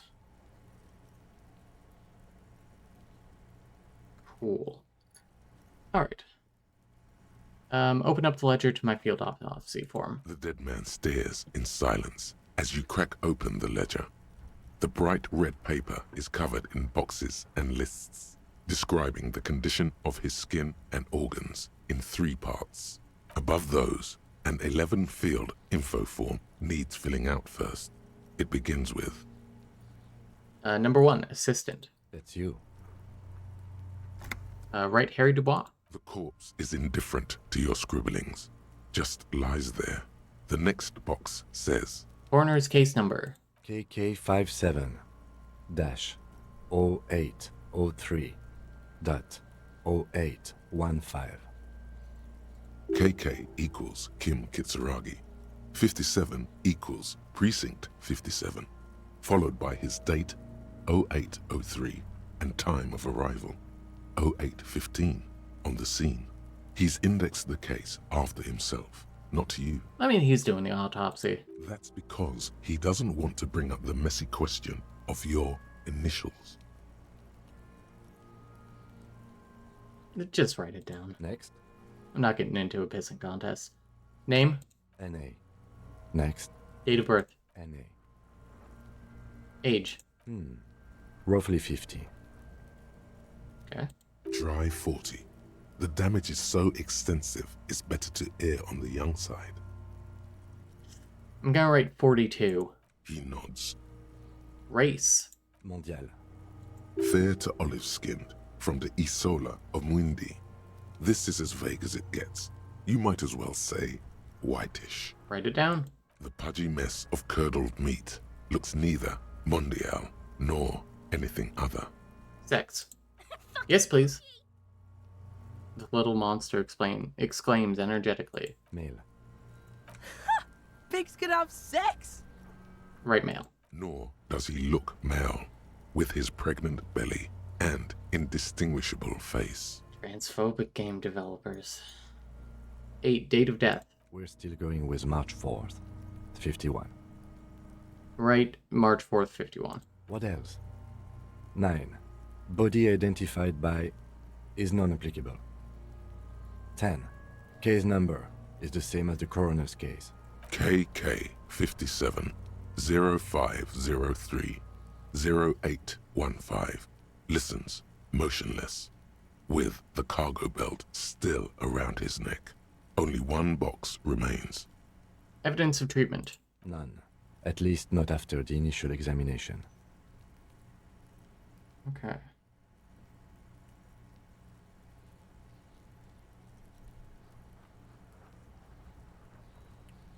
What exactly is treatment, anyway? Interfering with the body's position or post-mortem. How did you not know that? Shut the fuck up. You're leaving a weak impression here. Say something sure-handed. I'm not so sure. Didn't the footprints look like he was carried over? They'd have to have incapacitated and carried him over. This man was more than a match for untrained dog walkers. Your central nervous system recognizes this gesture. It's He places a hand on the dead man's chest. ecclesiastic, religious in nature, a holdout from pre-DeLorean burial rites. It takes him 2 seconds to perform. Then, somewhere in Jamrock North, a small wood shed behind Rosencrantz Row, Lieutenant Nick Feuerbach puts his hand to the chest of a small corpse, no larger than a monkey. It's raining outside, light drizzle. There is darkness in the shed. Elsewhere yet, an obese female sits in a wicker chair, her silhouette bull-like against the window. Outside, Can they cool it with the fatphobia, please? turning dim for Sergeant Mac Dawson. Hand extended, he approaches, to make sure she is dead more than anything else.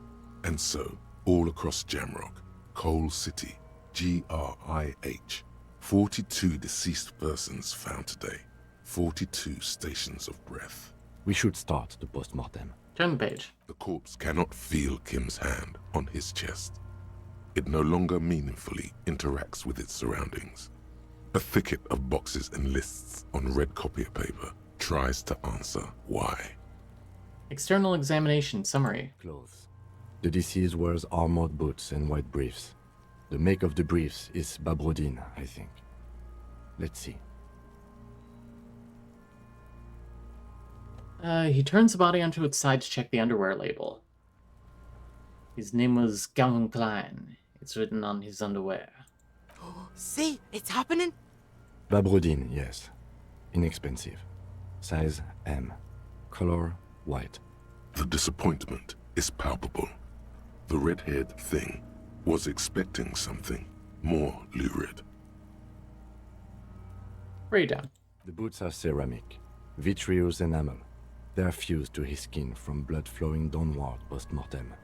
Removal of the boots is left for processing.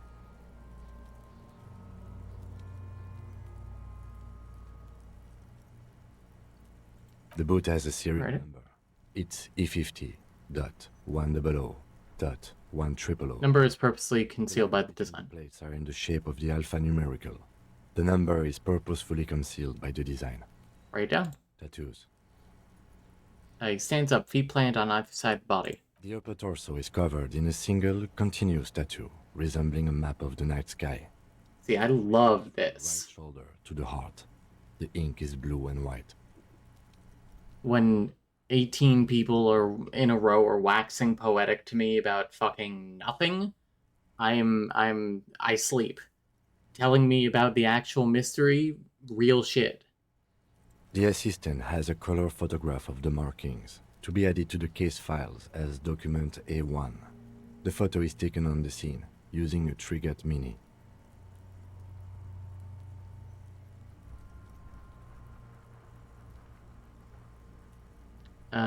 Right now? The deceased has a belt for airlifting cargo around his neck, tied with a hangman's knot. Color yellow. Length, 3 meters. There is a buckle on the That's other. pretty long. Isn't that like 12 feet? 9 feet? Right down. Well nourished, athletically built, measuring 1.8 meters. Generally consistent with age 42.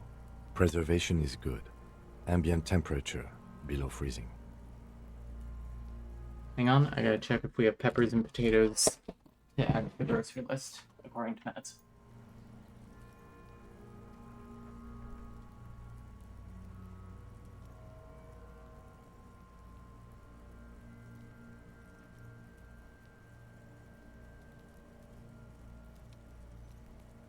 The suspects have neither peppers nor potatoes, aka pomme de terre.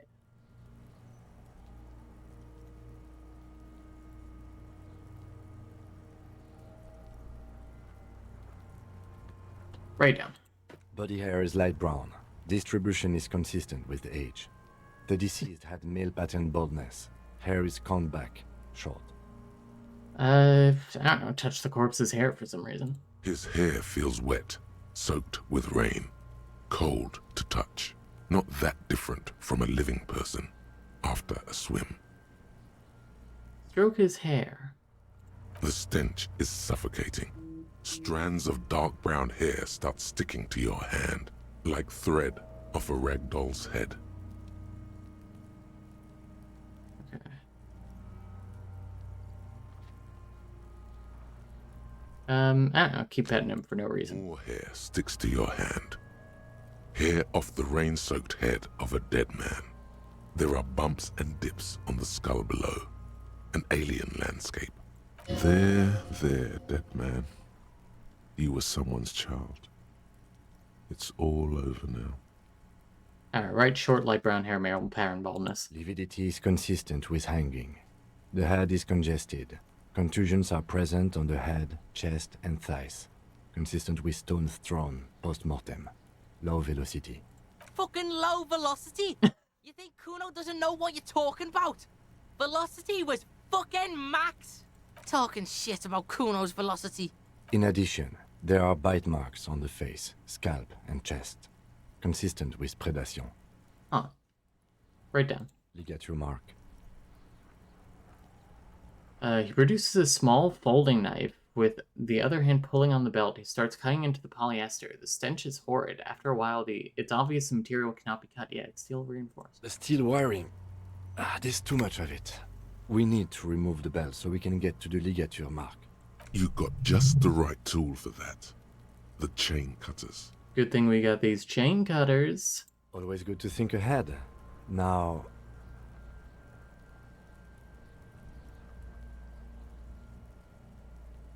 Okay. He points to the rope squeezing the dead man's neck. We need to cut the belt to see the ligature mark below. Carefully, with as much precision as you can. See, my pig is gonna fuck his head off. No, he ain't. Your pig's a boring fuck. Look for a good spot to cut. The belt is equally tight around the whole circumference of his neck, swelling over the edges like white bread rising from the east. I feel like I might cut his fucking head off. You jam the cutters right under the knot. That seems like a smart idea. Yeah, somewhere there. Already they're buried deep in the man's flesh. Then you rotate them to get a better hold. Then... rotate some more. A really, really bad smell is coming from there now. And some kind of cracking sound. Fuckity fuck. The lieutenant looks by, somewhat worried as you summon power words to your aid. Enough, cut some. Yeah, fuck him. Fuck that faggoty. Corpse fucking time. Told you my pig was hardcore. I should have a go first. Thank you. I have a strategy. Let him go. He sinks the cutters into the knot, preparing to perform the cuts, with his elbow to his knee for precision. Snap. The knot is slashed.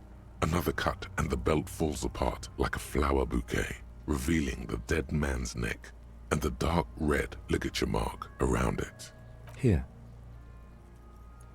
He hands you the chain cutter's back and kneels closer to the body, running his finger along the dark red groove until he comes to a gap. The rope rises to a point, leaving a gap in the ligature mark.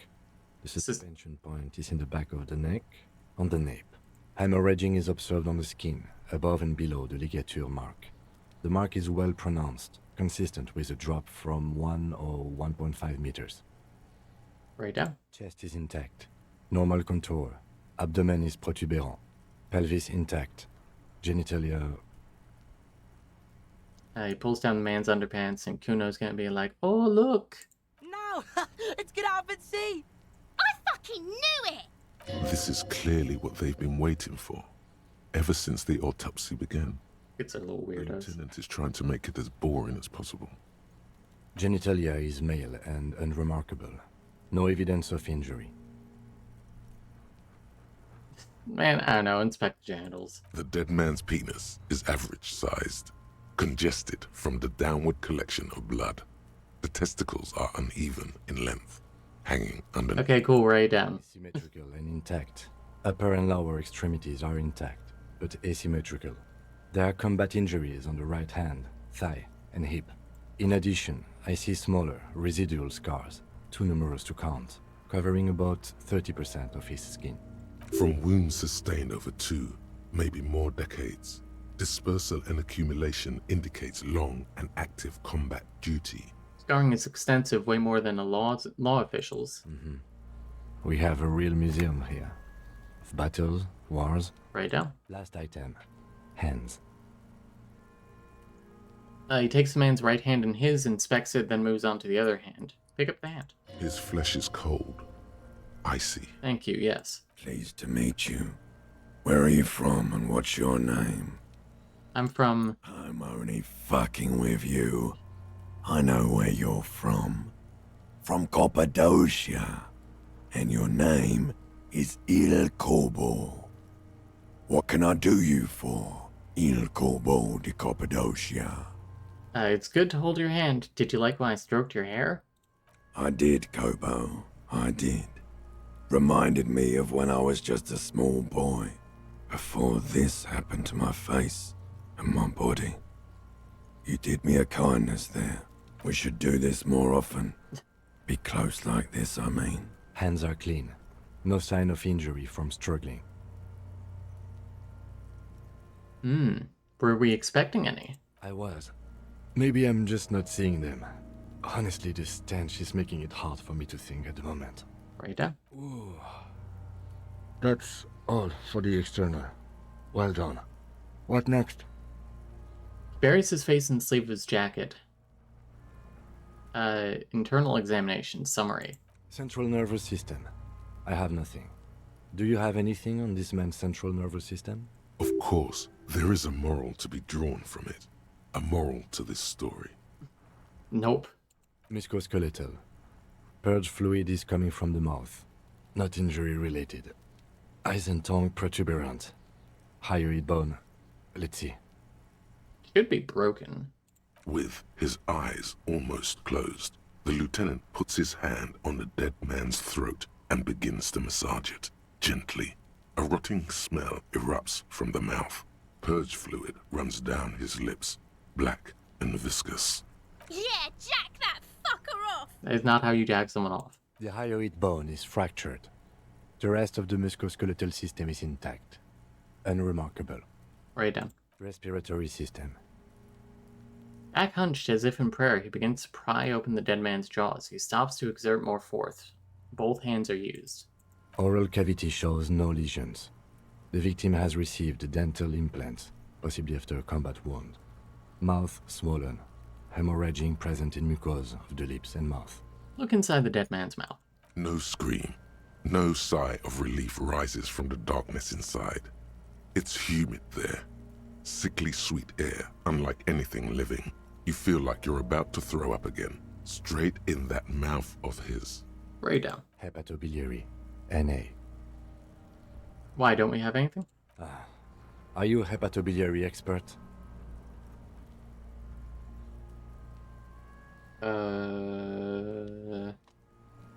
Hepato means liver, and biliary the gallbladder and bile ducts. Right, NA. Same for toxicology and serology. NA. Cardiovascular. The body exhibits heavy lividity. Blood has gathered in the hands, feet, and neck. Hypostasis is visually consistent with the hanging. Right down. Gastrointestinal. He breathes a sigh of approaching relief. This last field on the list. He looks around to the ground, a pool of feces there. This will do. Digested semi-solid food in stomach. Voila. He touches the corpse's bloated lower abdomen briefly. Write it down, omit the voila. What's next on the list? 3. Description of injuries. Summary. Let's see. We have bite marks, contusions on the head and chest, and a ligature mark encircling the neck. You'll need 3 fields. Leave a 4th one too. What about the injuries we afflicted? Oh, so we inflicted them? Okay, I afflicted. Okay, so there's a spin-stabilized munition from a Kiel A990 muzzleloader lodged in his lung, and an incision on the thorax from a chain cutter. I wouldn't mention those. Better not to muddy the waters. Keep it minimal. So back to injuries. Bite marks. Head, chest, and scalp bite mark injuries. Predation by birds has coated the body. Odontologist does not need to be consulted. Right down. And your opinion, officer? Beneath the description, there are 2 boxes waiting to be ticked. Fatal injury or non-fatal postmortem. Agreed. Next injury? Contusions. So, the scalp bleeds from a postmortem head injury, a stone. The injury does not have the rim of an early inflammatory response. The perpetrator on the scene has confessed to causing it postmortem. At maximum velocity, fucko! Has confessed to causing it at maximum velocity. Write it down. Coagulated blood sticks to his scalp and chest, where the countless stones have hit the dead man. Beneath the description of injury, 2 boxes. Non-fatal postmortem. Right. Next. Ligature mark. A dark red abraded ligature mark encircling the neck, with a gap on the nape measuring, let's say, 7 centimeters. The hyoid bone is fractured, the cervical column intact. I see hemorrhaging on the skin, above and below the ligature mark. Depth of the mark, 1 centimeter. No signs of clawing on the neck. Nice of them to leave his cervix intact. Below the note, 2 customary boxes wait to be ticked. The man's head jerks to the side. The ring around his neck is visible.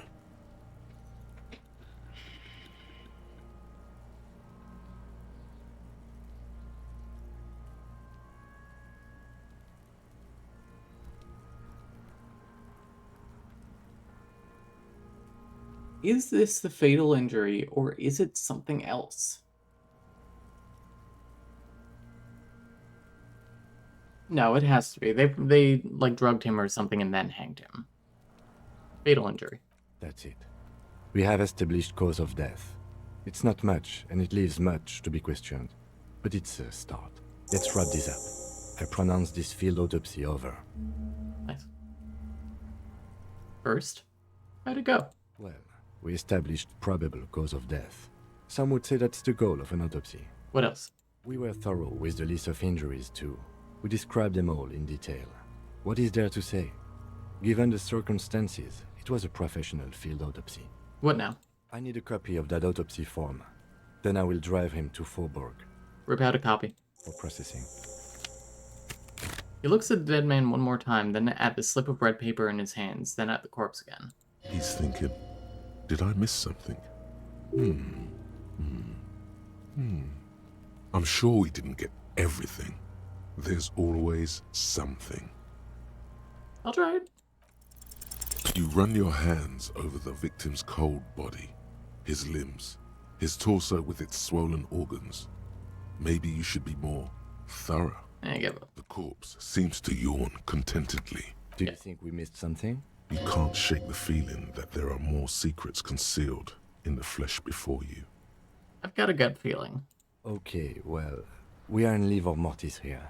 He is disintegrating. We need to refrigerate the body if we want to conduct another examination, and we need to do it fast. Okay, where do we find a fridge? Hey, Wasn't there a giant ice bear sarcophagus below that building? Yes, there was. Now, detective, I've rarely been disappointed by the size of a giant ice bear fridge, but I think we should still take a look at it first. Make sure it's big enough before we carry him over. Let's move. With every hour, whatever we are looking for in the deceased will become harder to find. Okay. Let's jam rock shuffle over there.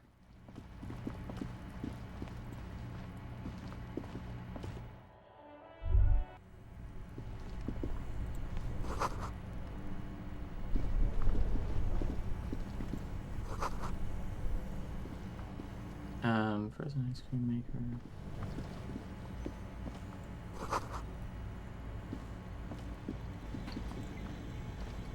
The bear's eyes are still glowing red, watching over all the ice cream wrappers hidden inside its belly. Looks big enough for 2 corpses. It's certainly an eccentric choice, but it is capacious and cold enough, too. But the optics on this are awful, he thinks. We need to be as silent as we can. Your visual confirms you could fit 2 more bodies in the ice bear fridge. Shall we go and get the body, then? I'll take the head, you take the feet. The stairs won't be easy, but we'll manage. Okay, let's do this. The body is heavier than you. Why does that sound? Jesus Christ. Half an hour. It takes half an hour? Stuff it into the fridge. Oh my god. The lieutenant takes a step back to admire your handiwork. Beautiful. A dead body in an ice bear fridge. This is some of the best police work I've ever done. I'm not sure I believe you. Of course you don't. Look at that. What have we done? We stuffed a dead body in an ice bear fridge. This does not leave this room. He means it. He doesn't want to be the ice bear cop. We did the best with the means at our disposal. Did we though? Okay, maybe we did. At least we've stopped the body from decomposing further. Now you can conduct another inspection under controlled circumstances. Inside the icy realm of the ice bear fridge, the corpse stands slumped, waiting. Close the door. Where is perception?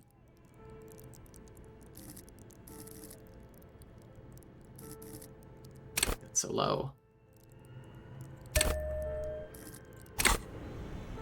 The bear's eyes are still glowing red. 8%. It's guarding over the freezing corpse.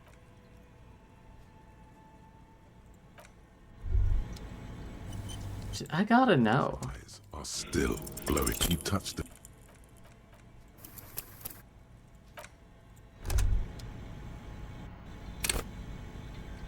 The bear's eyes are still glowing. You touch my morale.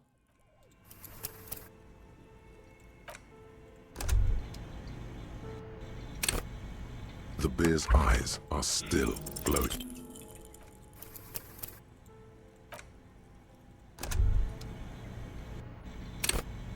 The bear's eyes are still. You touch the dead man's body. Oh my god. His skin is cold. The bear's eyes are still. I'm not sure if... I mean, like, is there anything, do we think? I feel like there might be something. It might, like, open some shit up for us. The bear's eyes are still glowing. Your arms reach out and your eyes close, as if by their own volition. It's dark all around. You feel cold, slippery flesh, first with your fingertips, then under the palm of your hand. Only took, like, 5 tries. What is this?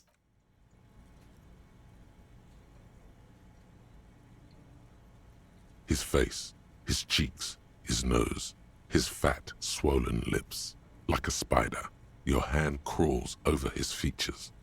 Everything is silent. Up the nostrils. They are swollen shut. You need to really push to get in. Push him. Only the little one fits. The flesh changes shape as you bore in, searching for something in the cartilage. The thing you're looking for, it's not there. Crawl out, spider. Mouth.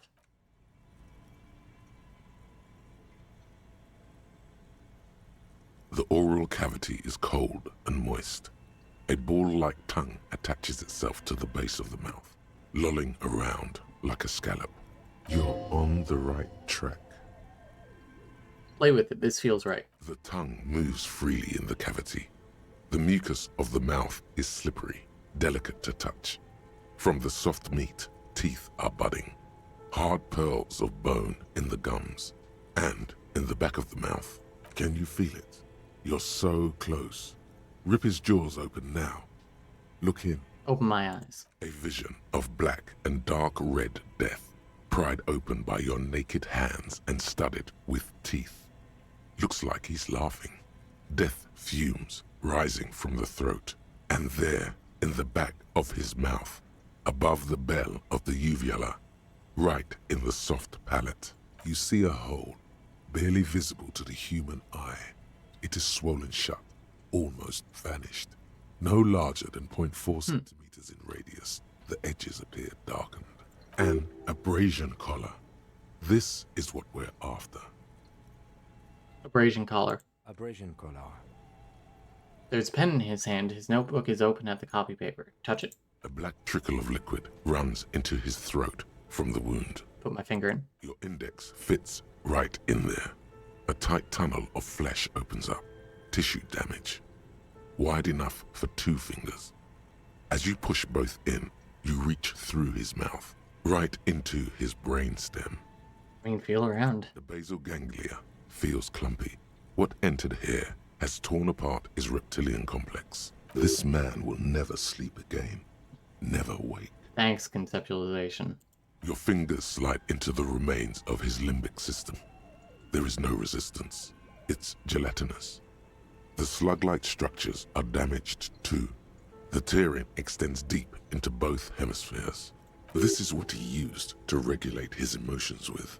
There's a cavity cut right between the hemispheres. The lieutenant answers with the sound of his pen on paper. Push deeper. Your fingers are all the way in now, reaching toward the inside of his skull. The cavity goes further, but the entry wound isn't wide enough for the rest of your hand to follow. Wriggle in. Your fingers reach toward his skull. His cerebral cortex feels like jelly. Cold jelly. Strange fluid streams down your wrist as you push deeper, until you feel it on the tip of your finger. Sharp, serrated material. The edges cut right into your skin.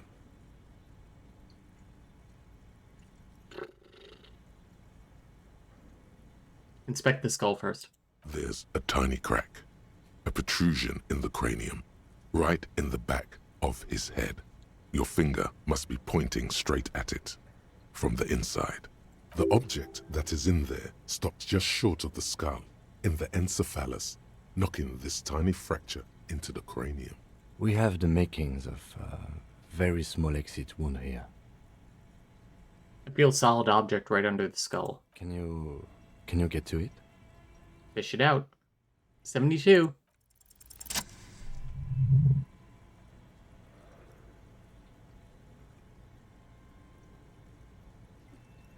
You pick the object between your index and middle finger. It feels sharp, like metal. With your face twisting from pain and concentration, all you need to do is just... pull my fingers out. The inside of the head feels cold and smooth, like a glove. Sweat dripping down your brow. Careful not to lose the prize between your fingers. With a plop, your hand emerges from the mouth, covered in blood up to the wrist. Jesus Christ. Between your fingers, a small flower, a blossom made of lead. A bullet. I fucking knew that the hanging wasn't the cause of death. It's an example. Lieutenant pulls out a small bag marked evidence under it. Drop it in. The bullet falls in the bag, leaving a smattering of blood on the plastic. He raises the bag under his eyes and says, A non-caliber. Rifle. Some kind of brittle alloy. Fractured on impact. Keep it, Lieutenant, as a gift. No, you deserve it. We can log it later. Why do I want it? We need to add an item to the injury list. Injury number 4. Oval entry wound with an abrasion collar. Soft palate, back of mouth. High velocity.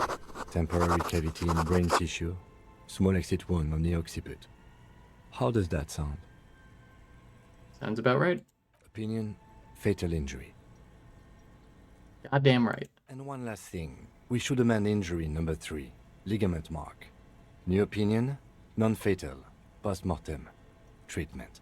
He's proposing the bullet was the real cause of death, and the hanging an attempt to conceal this fact. The ligament mark, the fractured hyoid bone, it was all treatment. Yes, and the belt around his neck, the hanging, even dragging him to the yard. All of it was done after this man was already dead. Agreed. I have had my doubts since you showed me the tracks. Why did they carry him over? Why not march him, I thought. There was no satisfying explanation. There have been other signs too. Small details. Everything is too neatly designed for us to assign probable cause here, as we did, full-heartedly. Well, no more. We almost fell for it, he thinks. Almost. There is, of course, the very real possibility he was both shot and hanged. Maybe they just shot him while they hanged him? To put him out of his misery? It's possible, but it doesn't explain all the other... Yeah, lack of struggle. Lack of struggle, primarily. I may be intellectually sloppy, but I prefer Don't say one that about theory yourself. at a time. And this just smacks of treatment to me. Why would anyone do this? To hide something. The real killer? The real motivation? What really happened here? Who would do this? That's for us to find out. Yeah. But this, it will make finding them just a little easier. Maybe the bullet holds more answers? Yes. We should take a closer look at it. I am certain it has more to tell us. This little thing could reveal much about the weapon that shot it. I think I need to wash myself. Oh, you really, really do. I am glad to hear you say that. Your room in the Whirling in Rags should come with a bathroom. Be sure to make use of it in the evening. What happens next? We bag the corpse and carry him to the holding pen of my kinema. I can transport him to processing myself, but I will be gone for the rest of the day. What should I do? Work on the case. Tend to personal matters. Try not to do anything too dangerous. An officer needs backup in a neighborhood like this. I'll leave that choice to you. And one more thing. Great work, detective. Thank you. The word lingers in the air of the basement. Far away, ice cream makers are buzzing, and the sea wind blows outside. Detective. After you bag the corpse, Lieutenant Kitsuragi will leave the party until tomorrow morning. You can do side tasks, and even the main case, but it might be more difficult. Plan his exit accordingly. Do it. All right. He takes out a shiny black body bag, pulling the plastic over the dead man's face. I will need a little help carrying him. You take the hands, I'll take the legs. Bag it. Don't do awful sounds again. Thank you. Alright, no Kim for the day. That's where we're gonna stop for today. I gotta get groceries. Thank you all for watching. I had fun. I had fun with all that. It's very satisfying to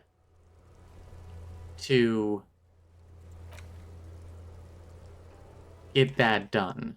To like find out that extra bit. That's satisfying.